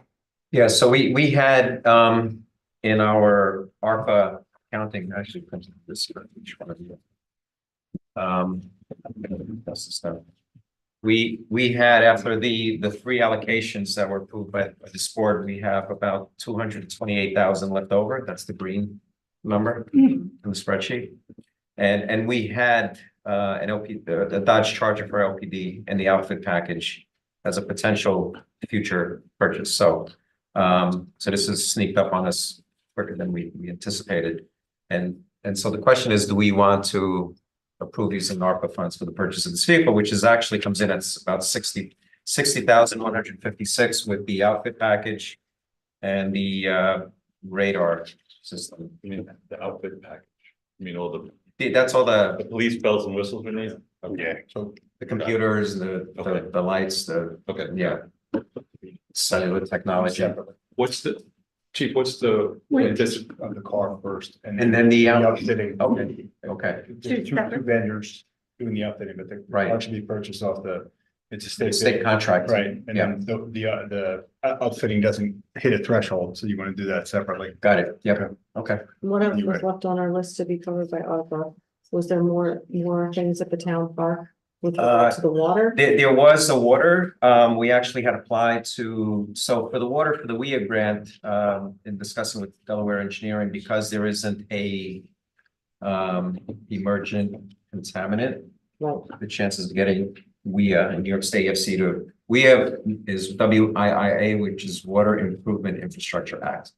The chances are very slim we would get that application. I remember you saying. So I actually applied for the community project funding through Congressman Lawler's office, and 2 weeks ago, they gave us the bad news that our application was not accepted. Okay. So we're back to, either there's some potential other funding, which I think we should look at pursuing. There's a possibility of another grant coming from the state through Senator Harkin's office and Will Burdick's office, our assembly member. So that's something that I would like to look into. Okay. And then we need to figure out, we have to size the system upgrade that we need. Right now, there isn't a, there's options. There's like option A, which is least expensive, option B, which is more expensive. So now we need to figure out, knowing that we're not getting that community project funding. That project is estimated to be around 365,000, correct? Correct. So if we use the ARPA funds to pay for the vehicle, then we could consider earmarking the remainder to cover a portion of the balance We could do for the that. upgrades. Yes. We would have about 168 left over Mhm. after purchasing the vehicle for the water system. Okay. Now, part of what with the water system design, without getting into the nuts and bolts of it, we were gonna do something a little more elaborate so we can fit more, have more room, and it was gonna be a new shed built. No, I remember. Yeah, so we'll have to maybe downgrade that. Or find ways of raising money for it. Yeah, exactly. Yeah, I'd rather not right. downgrade. Or we can budget as a capital improvement for next year. That's another Well, idea. since the cost would And be look at Nicole. significantly decreased by the use of the remainder of the ARPA funds, Mhm. then it makes it a little more affordable Yeah, to do it that way. Mhm. That's just my thought. right. Okay, so we don't waste Chief Alfano's time. Shall we move to? So, can I just ask you one question, and I'm skeptical, but just, did you look into leasing too, or is that something that We could lease. It's not a problem. reasonable? It may not be smart financially, I don't know, but just in case there's other options, that would take it off of our sort of cash. I don't know what the current rate is. I didn't look into that, but I can. what's the, either by. It's usually like a hours- 4-year lease with $1 buyout is usually how they run. By engine hours or miles or time, what's the anticipated expectancy that we'll be able to have this vehicle on the road? 4 or 5 months. No, that, once we get it. Like how long it'll. We have it. Well, what it's replacing is a 2018 Tahoe, which we got in year 2018, so. So 6, 7 years. We also we didn't have double shifts then, so Yeah. I'd have to look at, when we doubled up the shifts and had 2 people on, now you got 2 cars running, And Okay. but I would say easily 4 years. Okay. The lifespan of a vehicle. Do we want to consider looking at the leasing option and then compare the two? Or We could do that. we want to make? I mean, I throw it out there just if it's. It's just they're slim pickings, so it's How one many of those things miles that's trying to on find it. average do we put on a police vehicle per year? Well, you got, and here's the thing, I was just having this conversation earlier, a lot of people, oh, why do you have so many police cars? I have 2 shifts, 2 cars are out from 7 AM to 3 PM. Then 3 PM to 11 PM, you have another 2 cars that are out, and they're constantly running. And even at idle, we have the computers, you have 3, 4 different programs that you got going on. And you're not going to shut the vehicle off sometimes because with all the electronics and the vehicle outfit, sometimes you go to start the car and it doesn't work. So then we do have the jumper packs and everything, but we go through batteries. Every car goes through at least 2, 3 batteries a year as well with all that load of everything on there. So it's just, sorry, Rich. I'm sorry. Oh. When do you So- need a decision by? Do we have time to look into the lease? Are we not optimistic? You said it's. Can we approve both? Whether it's a lease or is that feasible? It's based upon, Whether we do a lease or if we, based upon your experience, chief, with the vehicles, lease versus buy option, is a better economically way to go, or? I believe the last Charger that we bought in, I want to say it was 2021 or 2022. No, 2021. It was a Dodge Charger, and that was I want to say it was like 4% and change. It was That's the, what he it was the currently has. APR. Yeah. Okay, so that's a lease vehicle. Yes, that is a lease vehicle. Well, what's your recommendation? Should proceed forward with purchase? I mean, it is easier because sometimes you gotta get Dodge. Or the dealership's gotta approve the build out because then they gotta take the cost of the build out as well, which is 17,750. Mm. And then it's all gotta get rolled into one big lump sum. I'll So- move to approve the purchase. Second, And that's to approve the purchase of the vehicle, with ARPA funds. the state contract for the Right. amount, the amount. Joe Chaconi's Chrysler Complex for $38,900. So you want to do that motion or do we all? As amended, by the suggestion of the council. Yes. 38,995. Okay, second Second, discussion, all in favor? Roll call. Aye. Oh, Roll hold call. on. Oh, I'm sorry. Okay. We hate this. Mary Shaw, aye. waiting for you. Siri, Oh, that was Siri. Did you say aye? Siri said, yeah, aye. Andrew Rendell, aye. Dan Welsh, aye. Chief, what we have here, We have to vote on the package Oh, first. right. Oh, sorry. Right, so there's two vendors, right there? There is. Yes. You have the emergency vehicle specialist and stalker. No, I'm sorry. Oh. Yes, Stalker radar is off New York State bid as well. That's for front and rear radar. And that's only at acquiring the units themselves? Yes. Okay. And then EVS will install it all. Are they? I could even try to get EVS to purchase I that know. on state bid, and then so it's just two vendors, Dodge and then EVS. That's fine. Do you want to authorize EVS to purchase it? For the purchase installation of the outfit at, do the math. Total $60,156.94. But 20, did you say But that's the 21,000? delta between just the car and the upfit, Yeah, right? The 22,000 is the upfit total, Yes. including the stock. So it just comes into under 60 total between. Just a hair over, right? Hair over. yeah, like $150 over and change. right, so we have that total number on the record. 22,155. 21,161. Oh, wow, Another that's 4 cents. two very That's what I good have. numbers. They said 22,150. So move for that purchase. Second, Up to that number. Up up to to, So that number. 60,000. no, not 60,000. I'm sorry. 22,155. 22,155. So you have to roll all that. Okay, roll call. Discussion. Who was the second? I was. Okay, roll call. Aye. Mary Shaw, aye. Tony, aye. Andrew Rendell, aye. Dan Welsh, aye. The chief, while we have you, is there anything that you could share publicly as far as the businesses that were impacted recently with the robberies? Yeah, We know it's an ongoing investigation. Ongoing investigation, we do have a person of interest. However, it's really as much as I can elaborate on that.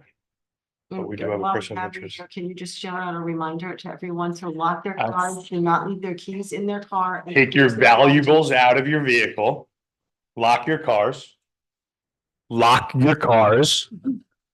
And keep your keys inside your home and lock your home, because they're actually entering the garages now.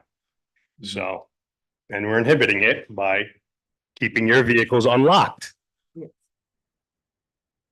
Thank I don't know what else I have to do. It's Please. 101, lock your Makes vehicles. sense.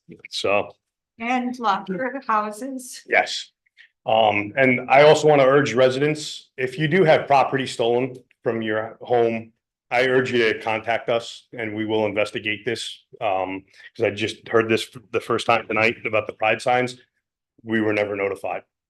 So I would love to run with that. I would, if you want, you have my email, Jason, so please, I would love to look into that and try to catch the culprits that are behind stealing the pride signs. Just Right, 'cause just somebody's- FYI or a thought, the dumpster behind, like, not the Shell station, but the shopping center next to the Shell station. Yes. That was a huge receptacle for political lawn signs.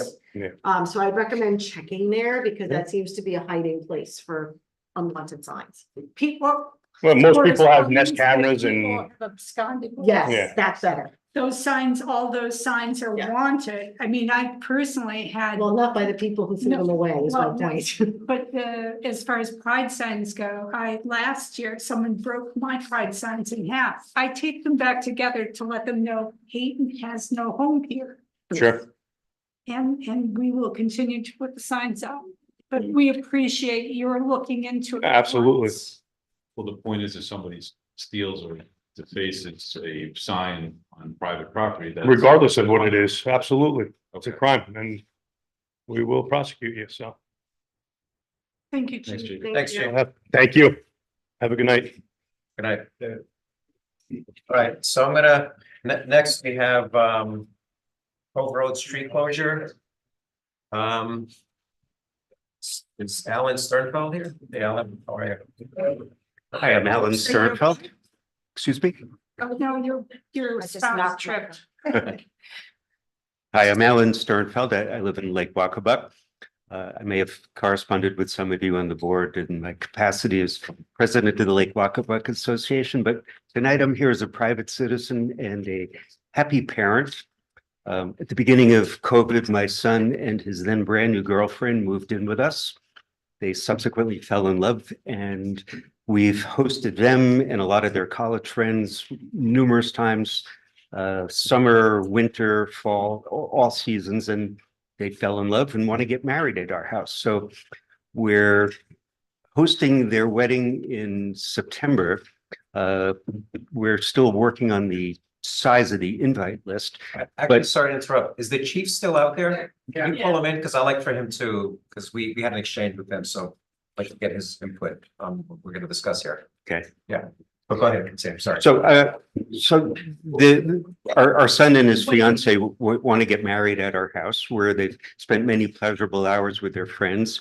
And, we're still working out the details, but we've asked our neighbors if it would be all right to use their driveways to park the catering truck.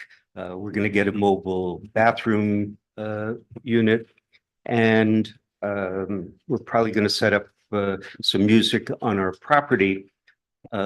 There's likely to be foot traffic back and forth across Cove Road where we live. And we're at the end of Cove Road where the street loops around. So our request to close the street may be a little misleading. Anyone who needs access can make a turn on Cove, loop around and bypass us, whether they live on one side of us or another. There will be no obstruction in the street blocking any emergency vehicles. This is really just for the potential of foot traffic, whether they're catering servers or people walking to the bathroom units. And that's the context for the request.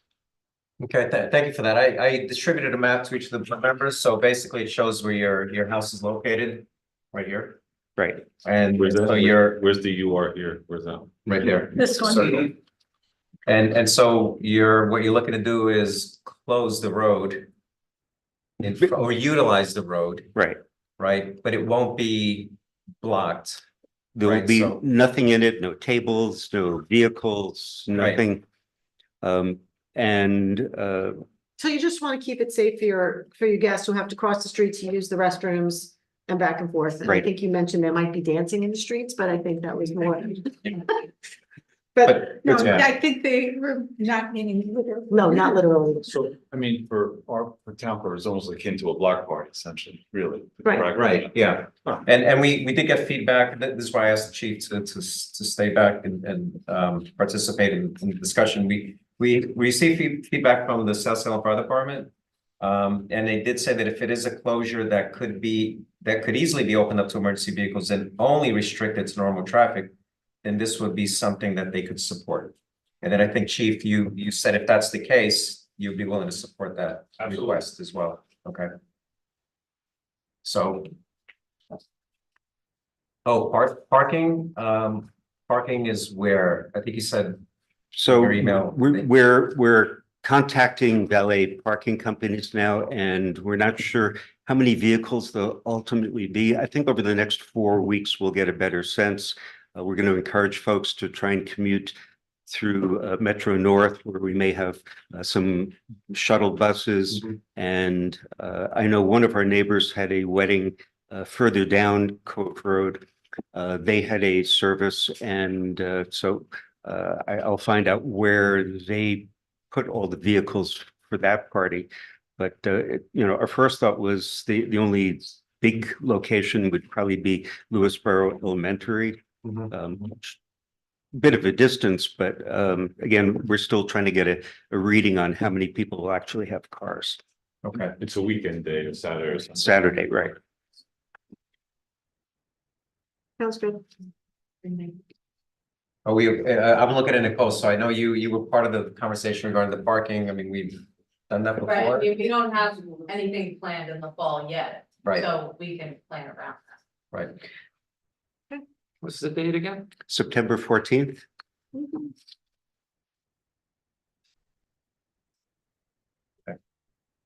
When is library fair? When's what? Library fair. Not sure. So. So. When's the library? So 21st. Yeah. So the resolution is to allow for the The use of a town road, Cove Road, for this purpose, for. The impending nuptials of your son and Right. fiance. Nice. Right, right. Well, With the understanding that there's not gonna be any blockage of the road, so if there is an emergency that we have vehicles that need to. Nothing would be placed in the road itself. Right. So that was your motion, Mary? With the And- nuptial Date. event? Date and whatever the time window. Oh, the time window, good point. September 4th. Yes, Yeah. So you'll contact us later with the time? well, I think you know the time. I think that was in your email, right? We just need time parameters on September 14th. Right, so I don't know what time we Well, would they be. said 11 begin. PM from, and when does it We'll end the start? festivities at 11 PM. Yeah, So. we'll end at 11. Do you have a So ballpark we'll idea of probably when you're start starting? setting up at around 3:30. Okay. Right. So 2 PM to midnight. Oh, 3 PM to 11:30, Yeah, but- yeah, if, 11. Middle of 30 to be safe. I think that was what Mary was suggesting. I was just trying to give them a little wiggle room in case things are going well. well, I know there's a town ordinance about noise, which would end at 11 in any event, so my son has hired a wedding planner. We're figuring on moving inside, so if there's, the equivalent of an after party, it'll be indoors, where I'm told we're gonna have to move some furniture out of my house and make room for dancing in my living room. Yay. Not Okay, stressful at all. so Not- I'd like to go ahead and motion that we permit the Sternfelds to be able to have this celebration Second. on your road. And second, And again, time is what? from 3 to 11 PM On September 30. on September 14th, yes. 3 to 11:30, we're gonna put the leeway, right? We do that. Well, we don't Well, want the to. noise violate- ordinance- Code, right? They said they're going to take it inside, so we'll say from 3 PM to 11. Okay. Did we get a second? Second. Second, I second it. You seconded. Discussion, all in favor? Aye. Aye. Okay, thank you very much, Alan. Thank you very much. Appreciate it. Congratulations. Thanks. Yes, congrats. Congrats. Okay. Call me, I can give you the road barriers and call us.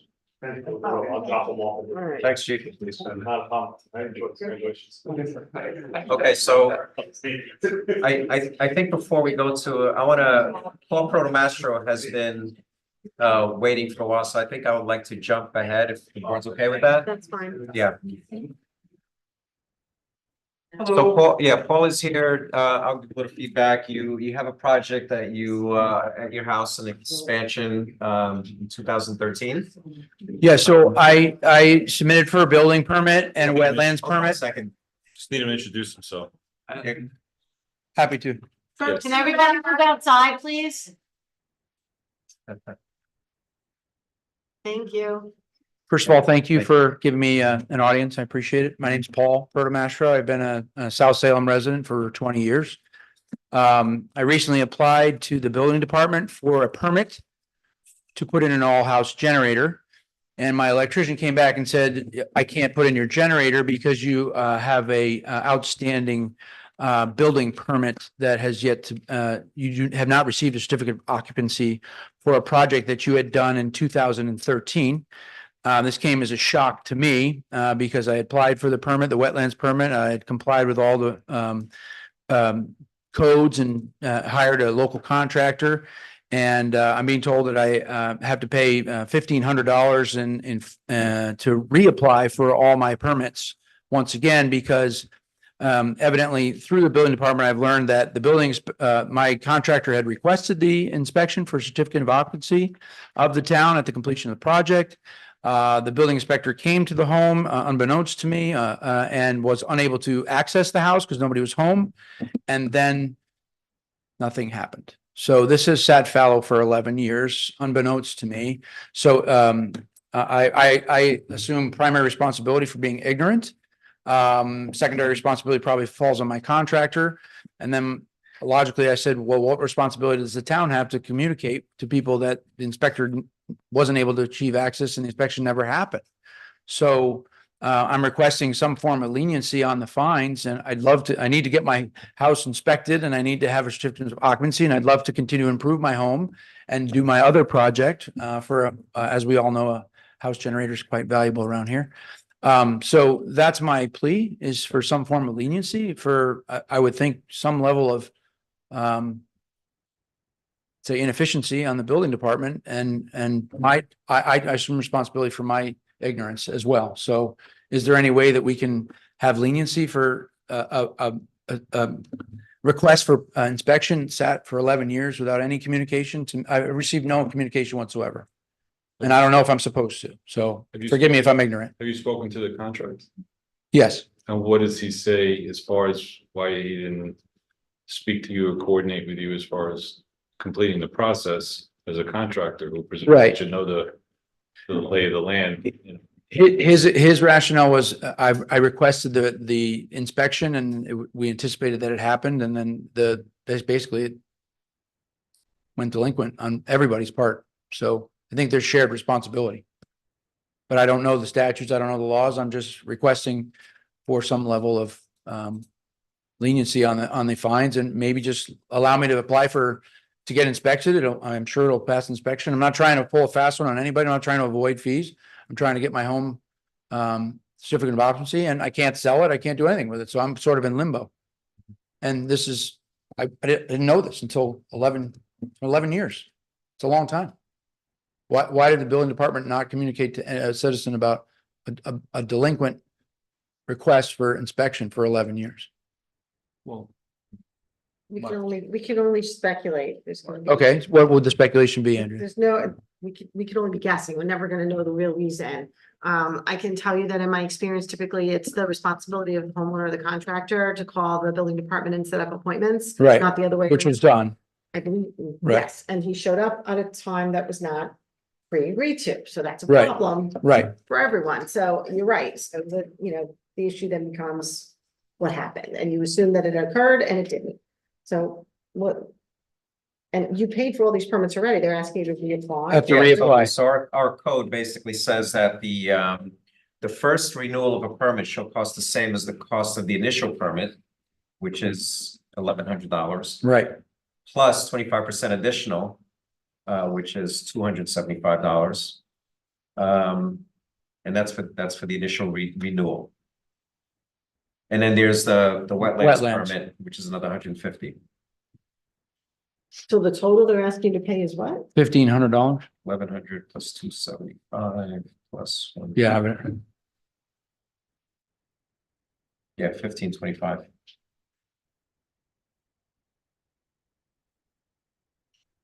So that's what the code says, right? So now the question is, does this board want to deviate from the code? And the risk, of course, is setting a precedent for anyone else that is in the same situation. How many other people are in the same situation? I I would guess ask. they're not gonna put it out till they put the generator in. Well, Well, I don't know if they're, Yeah, I mean, we always have a list of folks who are. there's behind on getting a process now permits. to It's a catch problem. up. Yes, there is a process in place. I guess you were not on that list yet, or maybe they didn't get to you yet. But there actually is a new process since January to follow up and make sure that. My point is saying you were talking about is it just a distinct issue of here, or if we do it here, does that mean the entire list is like anyone?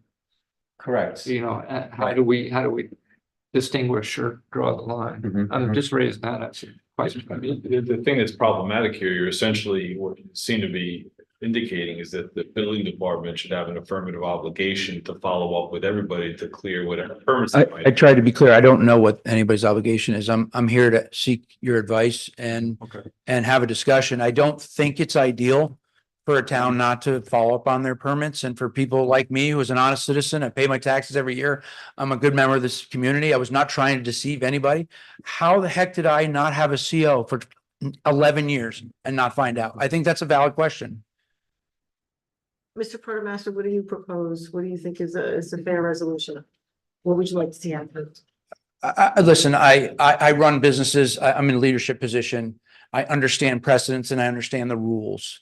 And I'm not asking for special treatment. I'm trying to figure out what do we do with people that are trying to comply and this falls through the cracks, and then you have to start all over again. I've already paid my fees and I've already complied with the codes, but now I got to pay them again. It seems a little unfair to me. So it's not for me to decide for the board. It's for the board to decide my condition and what you think is in the best interest of the community, not just me. Yeah, I mean, before this surfaced, I had discussions with our prior building inspector about, what do we do to clean up these old permits that are still out there, expired, and folks who haven't received the CO. And one of the thoughts would be to have like an amnesty period, right, where we can announce, okay, Right. here's an amnesty period. You still need to pay for the permit, the application, but we'll waive the additional 25% additional payment, aka penalty.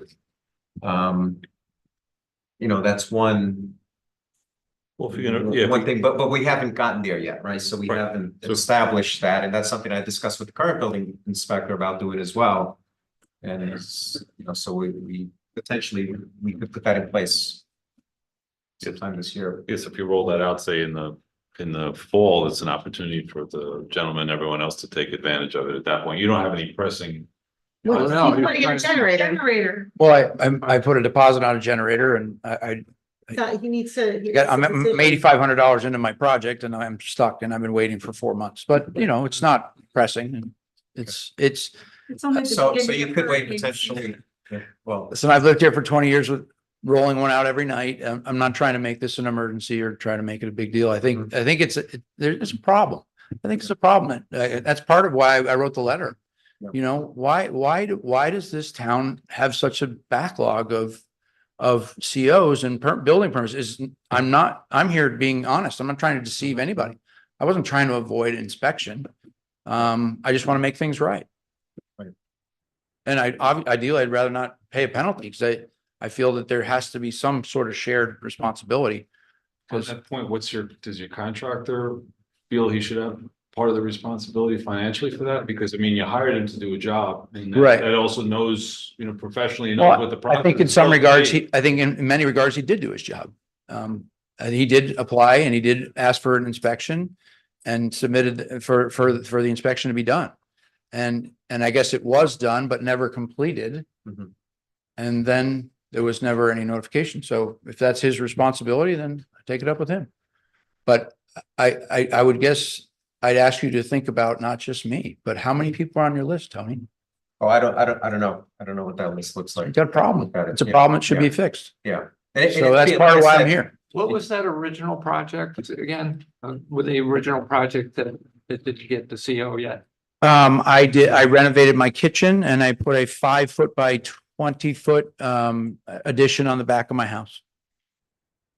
So normally I would think that the contractor would want to be there when the inspector came for that in case. Right. He has, you know, this needs correction, that needs correction. Right, and he was present and we had all of our inspections, whether it was framing or electrical or foundations, roofing, everything went through. This is the thing that just didn't never happen. 2013, that was. Peter Barrett. Yeah. Well, thank you for the opportunity to speak. I don't know if you want to make a resolution or let me know or. Yeah, I would love to hear, you spoke to the building department. Yeah, I don't know if Kevin is on. I mean, if we have questions, is he? You want to mute him and see if, do we have any questions for? You know, just if there's any.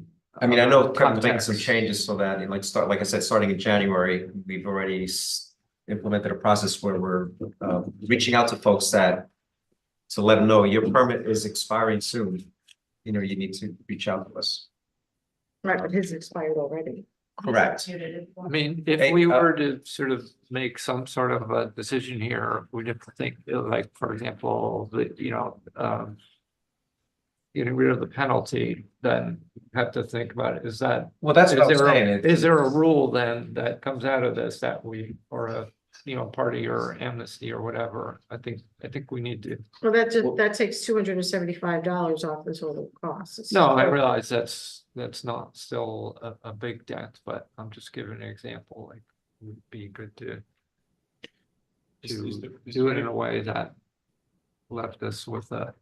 Do we have any provision in our code which affirmatively states about responsibility for completing the process, getting a CO? Nothing about that, I presume.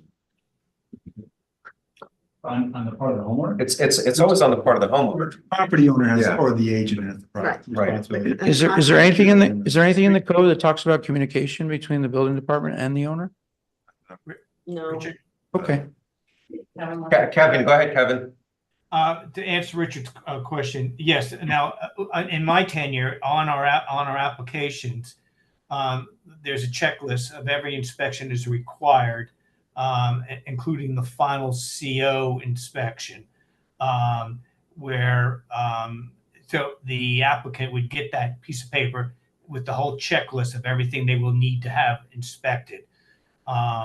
So, you know, as I said, in my tenure, now everybody knows, and then we implemented this calling of expired permits, and we've worked backwards.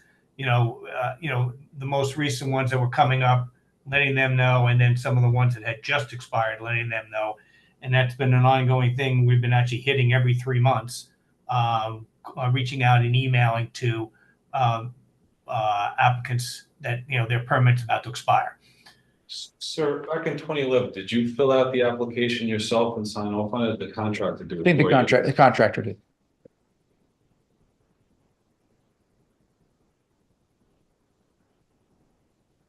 And there's no notes in our record system. Building About any file, I guess. Yeah, or the digital system or wherever it is about any further communications or anything like that. I assume. The last record that we saw was that the building inspector attempted to make the inspection and nobody was there.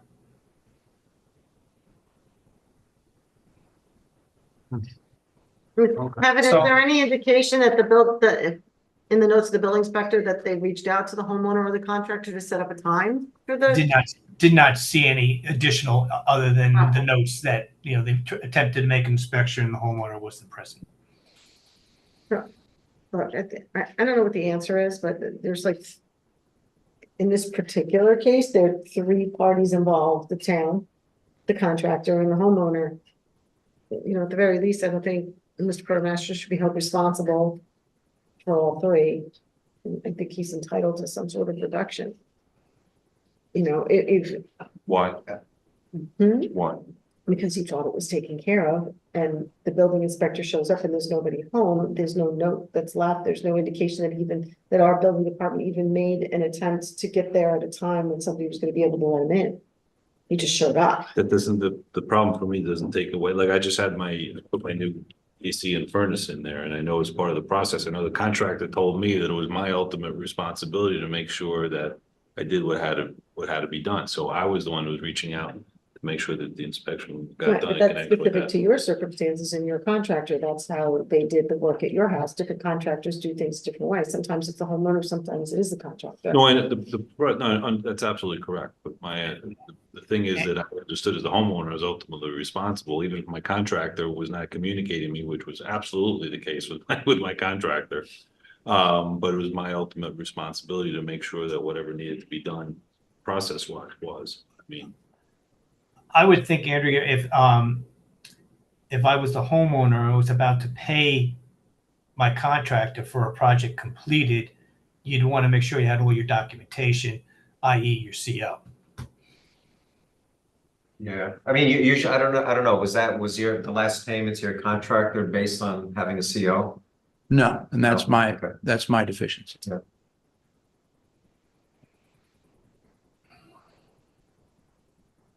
Yeah, I mean, I think this amnesty program, I think, again, it's something that's been discussed with the prior building inspector. I spoke to Kevin about this a while back. I think it's something that we should to get folks to, because what ends up happening also, and I've seen this sort of in a few cases where people go to sell their houses and they can't because they don't have a CO. Well, thank God I tried to put in a generator. I Yeah, wouldn't have known. right. So I think having this amnesty program will help. You know, we'll have to, of course, advertise it and let folks know that here's an opportunity for you to legalize your work and get the CO. Have you talked to the building inspector about this amnesty program? Yeah, that's what I'm saying. You did. Yeah, But this yeah, isn't, yeah. we can talk about creating an amnesty program, but that doesn't help Mr. Protomastro at present. Yeah, well, if we, He's in the yeah. middle of a project. He can't wait for us to come up with what our amnesty program is gonna look like and how it's gonna apply to him specifically. I think that's the issue. Paul did say it's not urgent, so if we were able to get this amnesty thing implemented, I don't know, say the next couple, 3 months. Listen, I don't want to make things too complicated for you guys. Yeah, I'm going to pay in full. I think it would be decent of the building department to notify citizens that have outstanding COs that are not done on building permits. I think that's a real problem. And it's almost embarrassing that I need to come here to do this. Right. I'm not looking for some amnesty. I'm looking for this problem to be fixed. It's a problem. And it would be nice if the board admitted that's a bit of a problem. How many outstanding permits are there? yeah, I don't know, Kevin, I know you. And 11 years with no notification Yeah. to a citizen. I understand it's my responsibility. It's my project. It's my property.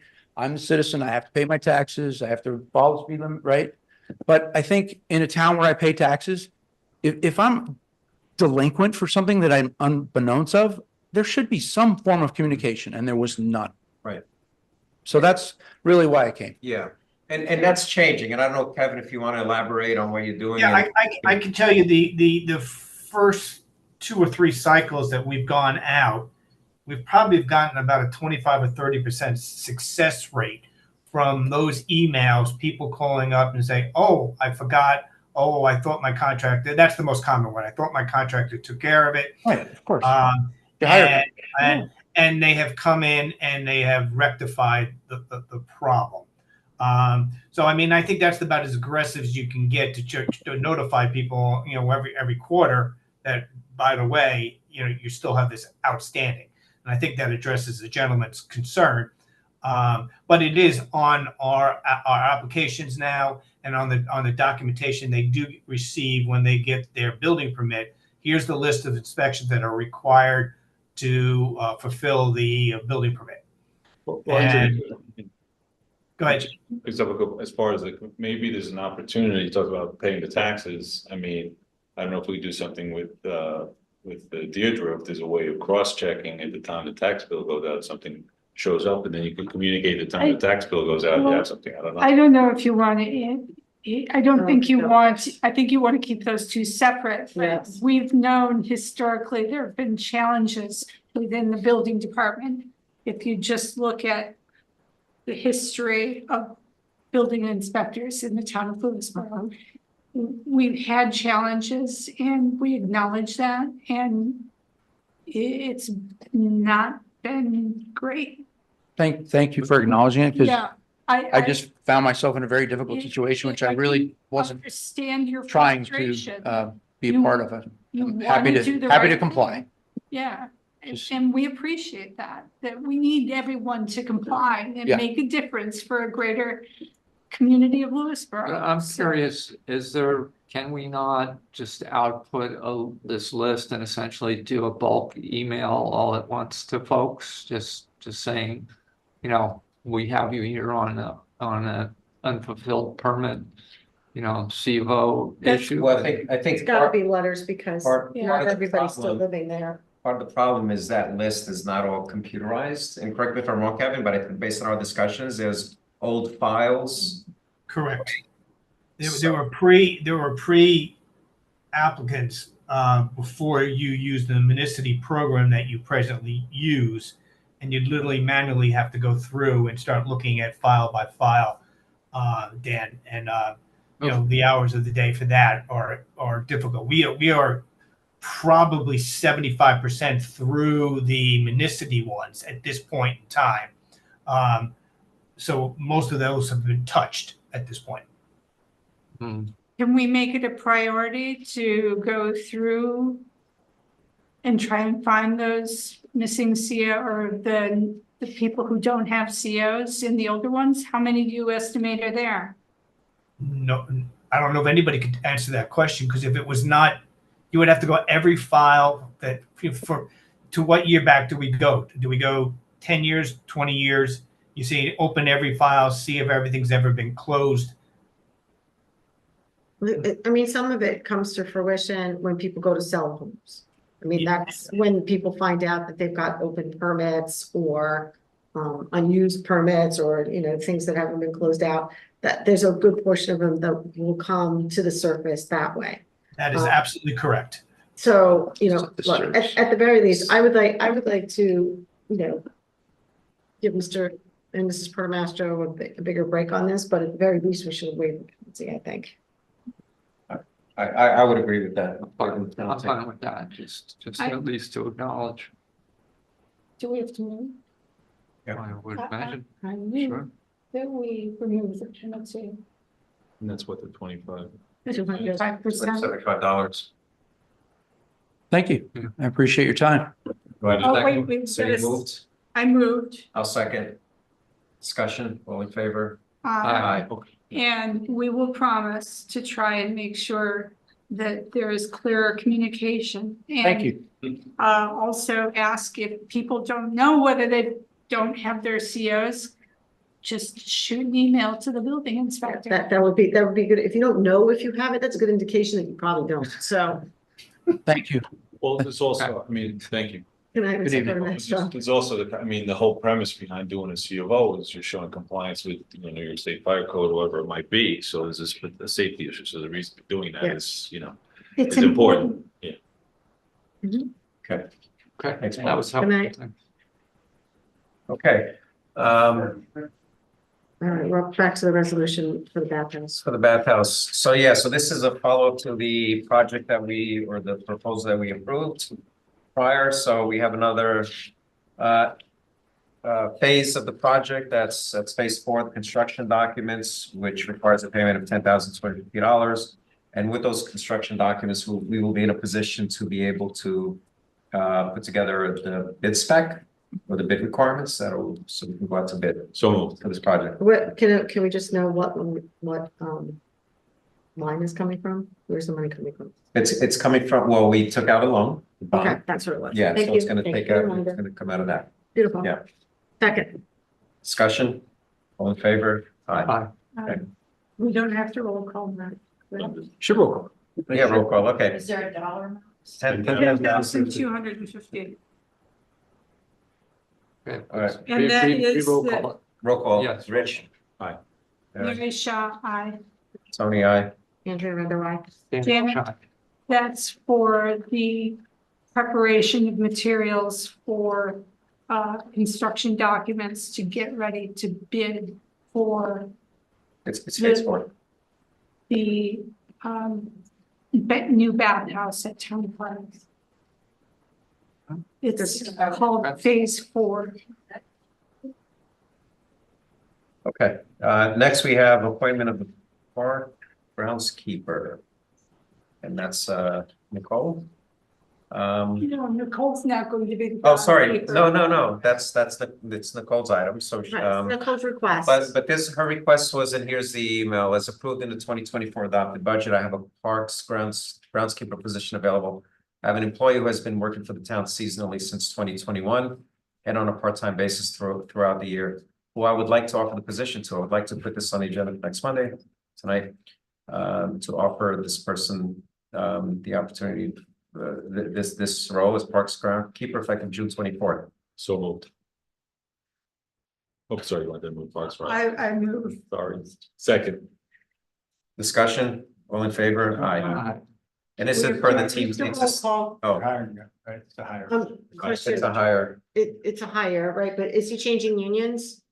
He wasn't. He wasn't in the No, union. because he was just. Is there any issue with a probationary period? I mean, he's been here for so long. I just didn't know with the change of He'll be position. placed on probation. He but will they- be. He starts on Right, probation. because now he's starting as a full-time. Okay, thank you. As of when today? June June 24th. 24th. Roll call because of hire, right? Aye. Mary Shaw, aye. Tony, aye. Andrea Rendo, aye. Dan Welch, aye. Okay, next we have a resolution approving the Lewisboro Baseball Association rental of town park, baseball field, and waiver of fees. This is So for a moved. fundraiser. Second, Discussion, all in favor? Aye. Aye. Next is the approval of the 2024 Tri-Town Nutrition Agreement. This is the senior nutrition program that's, That pushed us over budget. yeah, and it's. it wasn't the only again. thing. I Stop it. So moved. Yeah, second. Oh. Go ahead, Mary. Second, Do we have to roll call this? It's a $29,000 payment. You're getting the payment, are you not? Huh? You're getting the payment on the No. agreement? You're No, making a we're making This purchase? is the, And yes, you should roll call. Yes, so the payment amount is $29,497.67. And doesn't that, Payable by the indicate numbers. approximately how many seniors it serves? Yes, it Usually that does. We have a motion and a second, so we can roll call now? wait. Wait, We're in the middle of discussion. Make the motion. I seconded. So here, Lewisboro, it's number of meals, 3,896 meals. Beautiful. Roll call. Okay, roll call, Rich. Aye. Mary Shaw, aye. Tony, aye. Andrea Rendo, aye. Dan Welch, aye.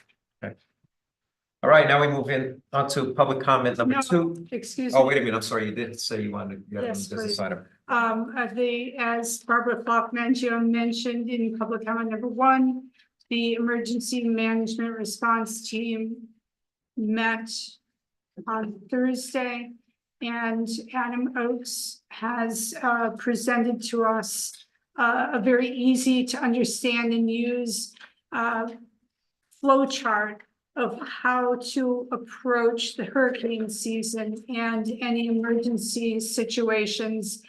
And I am making a motion to include this as an addendum to the currently approved emergency plan for the town of Lewisboro. And Also, just to let you know, we are staying with the New York Alert system. So if you go to newyorkalert.gov and sign up for alerts for the town of Lewisboro, then you will receive a text or an email, or both if you are so inclined. If there is an emergency, say, for example, there is a weather situation or a crash on 35. We are changing the New York alert system this week, so the fire chiefs will have the capacity to send out the emergency notification as well. So it can just be for your own neighborhood as well. Get a motion. Yeah, Second. There was a motion at the beginning and then I went off track. Second. My bad. discussion. And just to, if I can add, this has been vetted by the folks in the emergency management world, right, including our committee, so. And it's also a known quantity throughout the region as well. So Adam Oak certainly has bona fides on that. So. Okay, all in favor? Aye. Aye. I Okay, so next we go to public comment number 2 for the new business items only. Anyone here would like to speak? Name- Hello, Elena Dunn, South Salem. There were a couple items, new items about groundskeepers and the Parks Department and Town Park and everything. I just want to comment how wonderful Lewisboro is with their parks that everybody can share and enjoy, and remind everybody that on June 22nd, there'll be Pride in the Park starting at 2:00, and we hope you all come out. Thank you. Anybody else here like to say something? How about on Zoom, Janet? Yes. Barbara Mangione, I'm asking you to unmute. Can you hear me? Yes. Okay, thank you. I just wanted to bring up item A under new business, which was the year-end budget modification, as per the audit. You know, as a resident, there was nothing attached to the agenda, so I didn't really know what that was pertaining to, that line item, until it was partially explained tonight. And I'm wondering, you know, as a resident, $420,000 plus is not a little. You know, it may be a certain percentage of the budget, but it's not a little amount of money. So I'm wondering if somehow, somewhere, I sound like I'm going to break into a song, somebody can put a list, perhaps on the town's website, of exactly how much total the budget went over by, and then break it down line by line based on categories as to how much we budgeted versus how much we went over, and perhaps an explanation for each line item as to why we went over.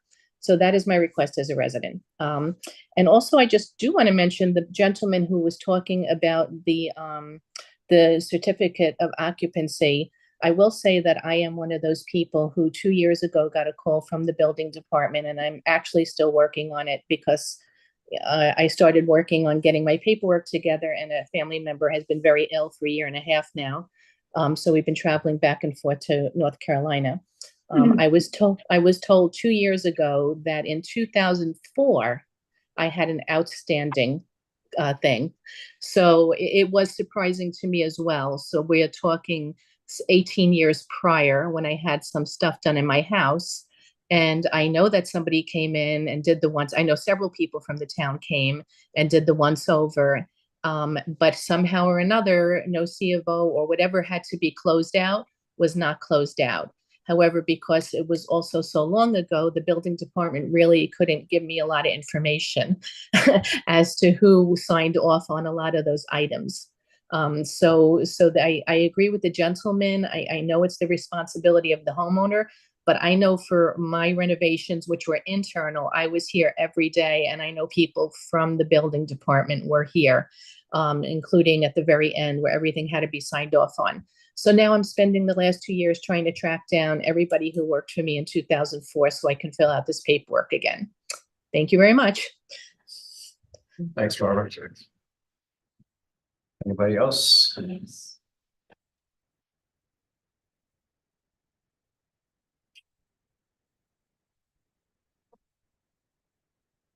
Carol Cernak, I'm asking you to unmute. Hi, it's Carol Cernak. It's 70 Spring Street South, South Salem.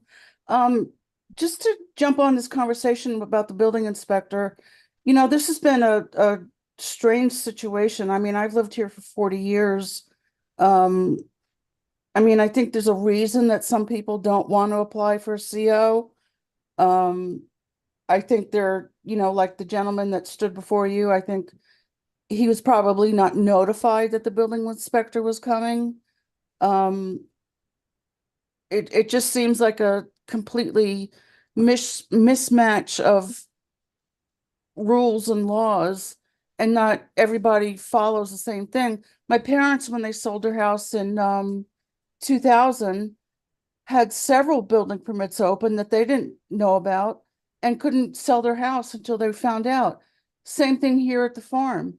I went to do a construction project with a building permit, and I had building permits open from the 50s, which I wasn't a part of, but the building inspector just came and signed off on them. There was no fine, there was no fee. So maybe what I'm thinking is that you're trying to make up for this lack of permits, to make up for the lack of permits that are being issued or applied for. Because it's way down. I looked at the numbers, it's way down. So, you know, you need to figure it out, and you need to be fair and transparent to all the residents. Thank you. Thanks, Carol. Thank you, Carol. Thank you, Carol. That's it. Okay, great, thank you. Next, I'd like to motion to approve claims. Do I have a second? Second. Discussion? All in favor? Aye. Polling of the board. Start on this end, Rich.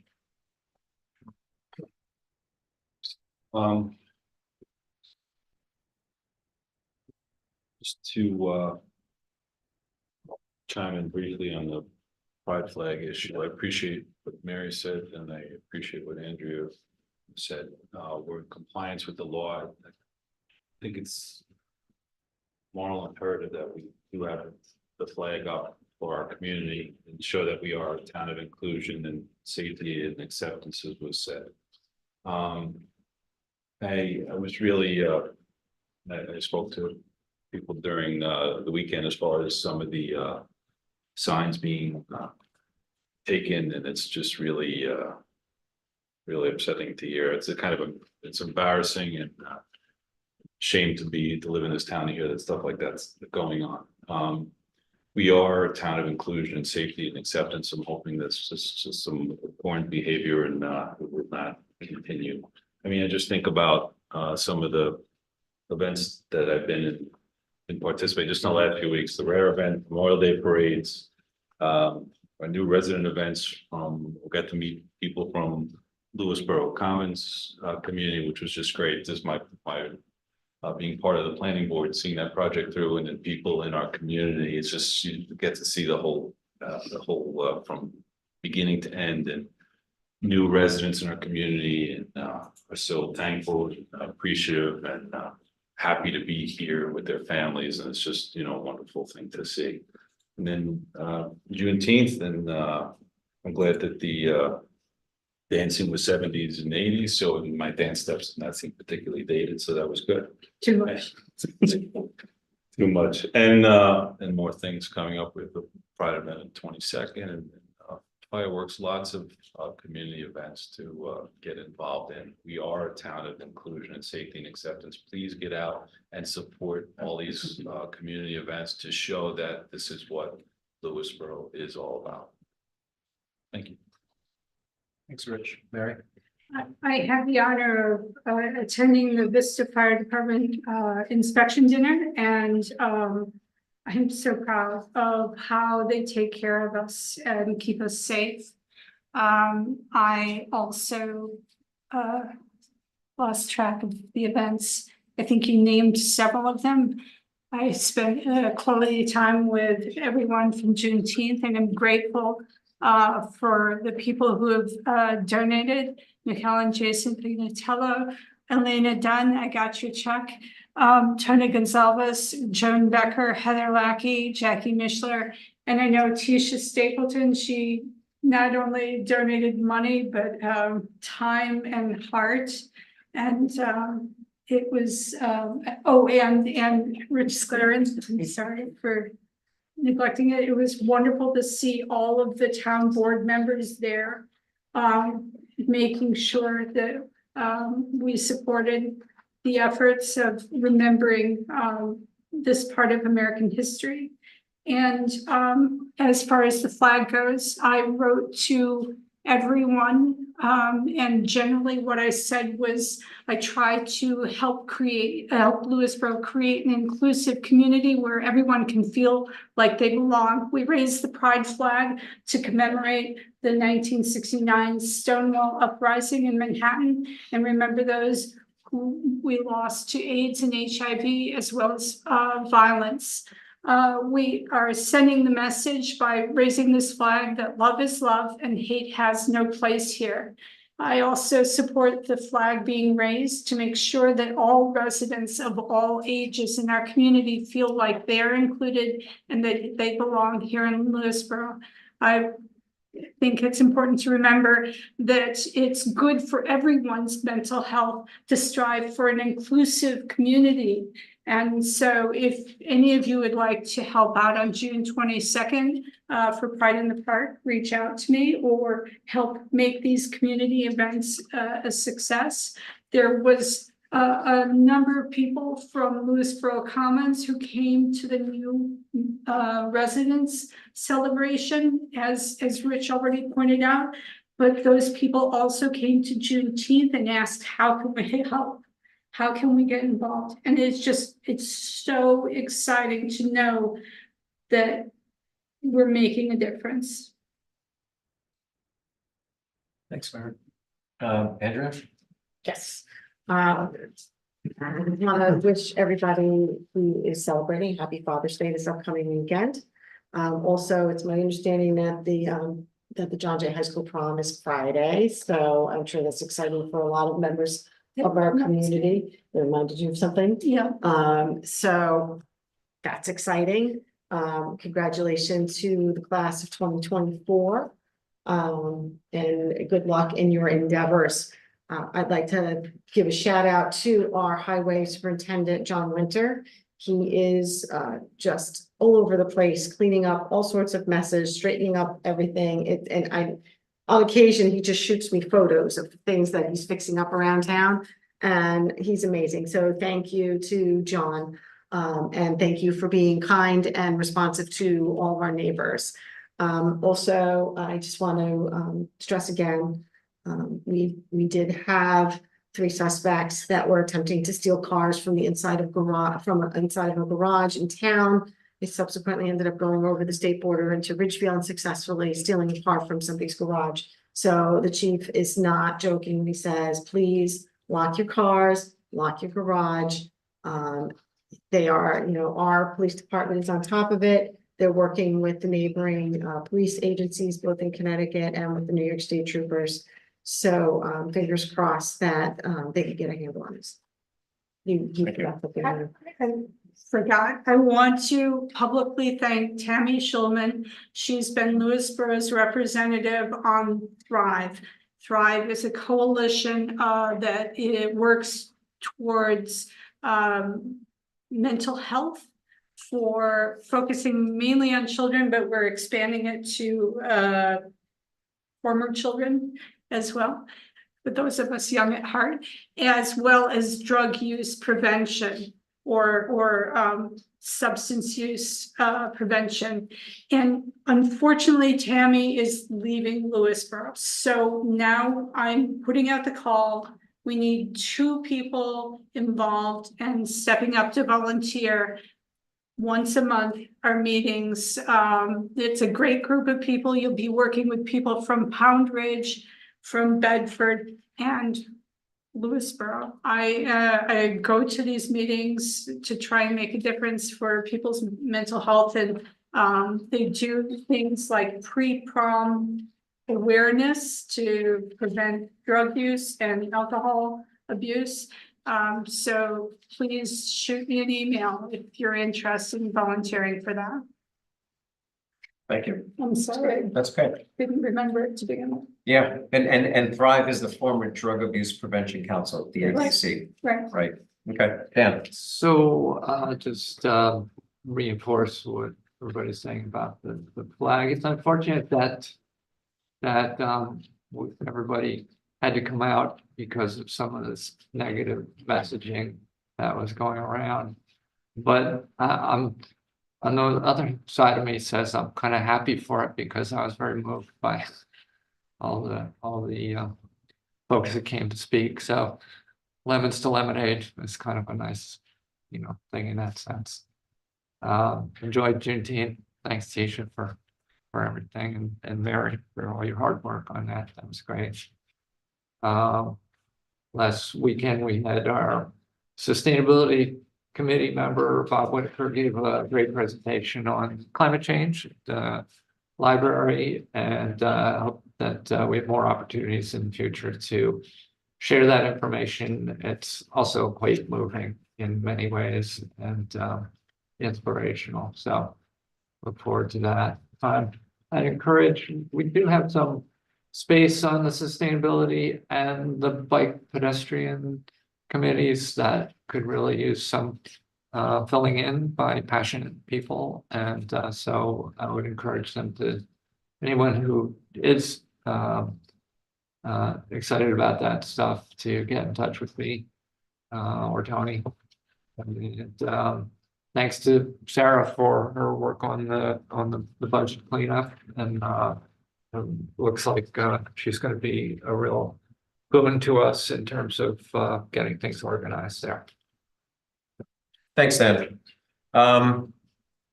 Yes, I'll start with the Bob Whitaker's presentation. I actually attended that presentation at the library, and it was pretty good and eye-opening. So hopefully we'll have him do it again. We'll get more people to come out. The Memorial Day weekend events were terrific. We had the John Jay High School Memorial Highway sign unveiling, and that was well attended. And I have to give a shout out to Henry Wolf and LCTV. He did a wonderful job with covering that, and I saw the end result, and it was really well done. So I think it's live now on Channel 20. So make sure you watch that. Juneteenth was fabulous. I enjoyed being there along with two fellow Lions Club members, Nick Bugensky and John Conti, grilling. So we grilled a lot of burgers and hot dogs, and it was and some vegetarian things that we sold. Well, we didn't sell them free, but we four. There were like four vegetarian. We gave away, yeah.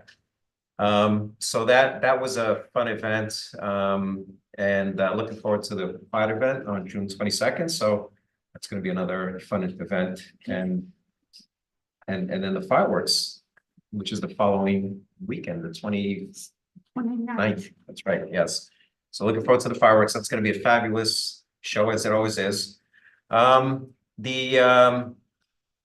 Yeah, thanks for bringing up Lewisboro Commons as well. We did receive an award, a Planning Achievement Award by the Westchester County Municipal Planning Federation. So kudos to everyone involved, including Rich Scalarin. He was on the board at the time when the project was approved. So that was a great achievement, and it's great to see their engagement with our community, folks that live there. And yeah, so that was fantastic. We were one of 4 communities to receive Planning Achievement Award. So huge accomplishment for town of Lewisboro. Just get back to Juneteenth. Yeah, so we related to Juneteenth. We have our seniors barbecue. The Lions Club are doing a seniors barbecue on Wednesday, and the leftover burgers and hot dogs from Juneteenth were donated to the seniors barbecue. So thank you very much, Tisha, for that. So looking forward to that event. That's our annual. That's one of my favorite Lions Club event is barbecuing for the seniors. So look forward to doing that on Wednesday. What's the date on It's Wednesday. Yeah, this Wednesday. What time is it? 6 p.m. Yes. Okay. So if you want to set up as a Lions Club member, we probably need help with setup. I have a meeting in White Plains, so I'm going to run a little late, so I can't be there for setup. But I'll be there for Check Good out burgers. the job. Yeah.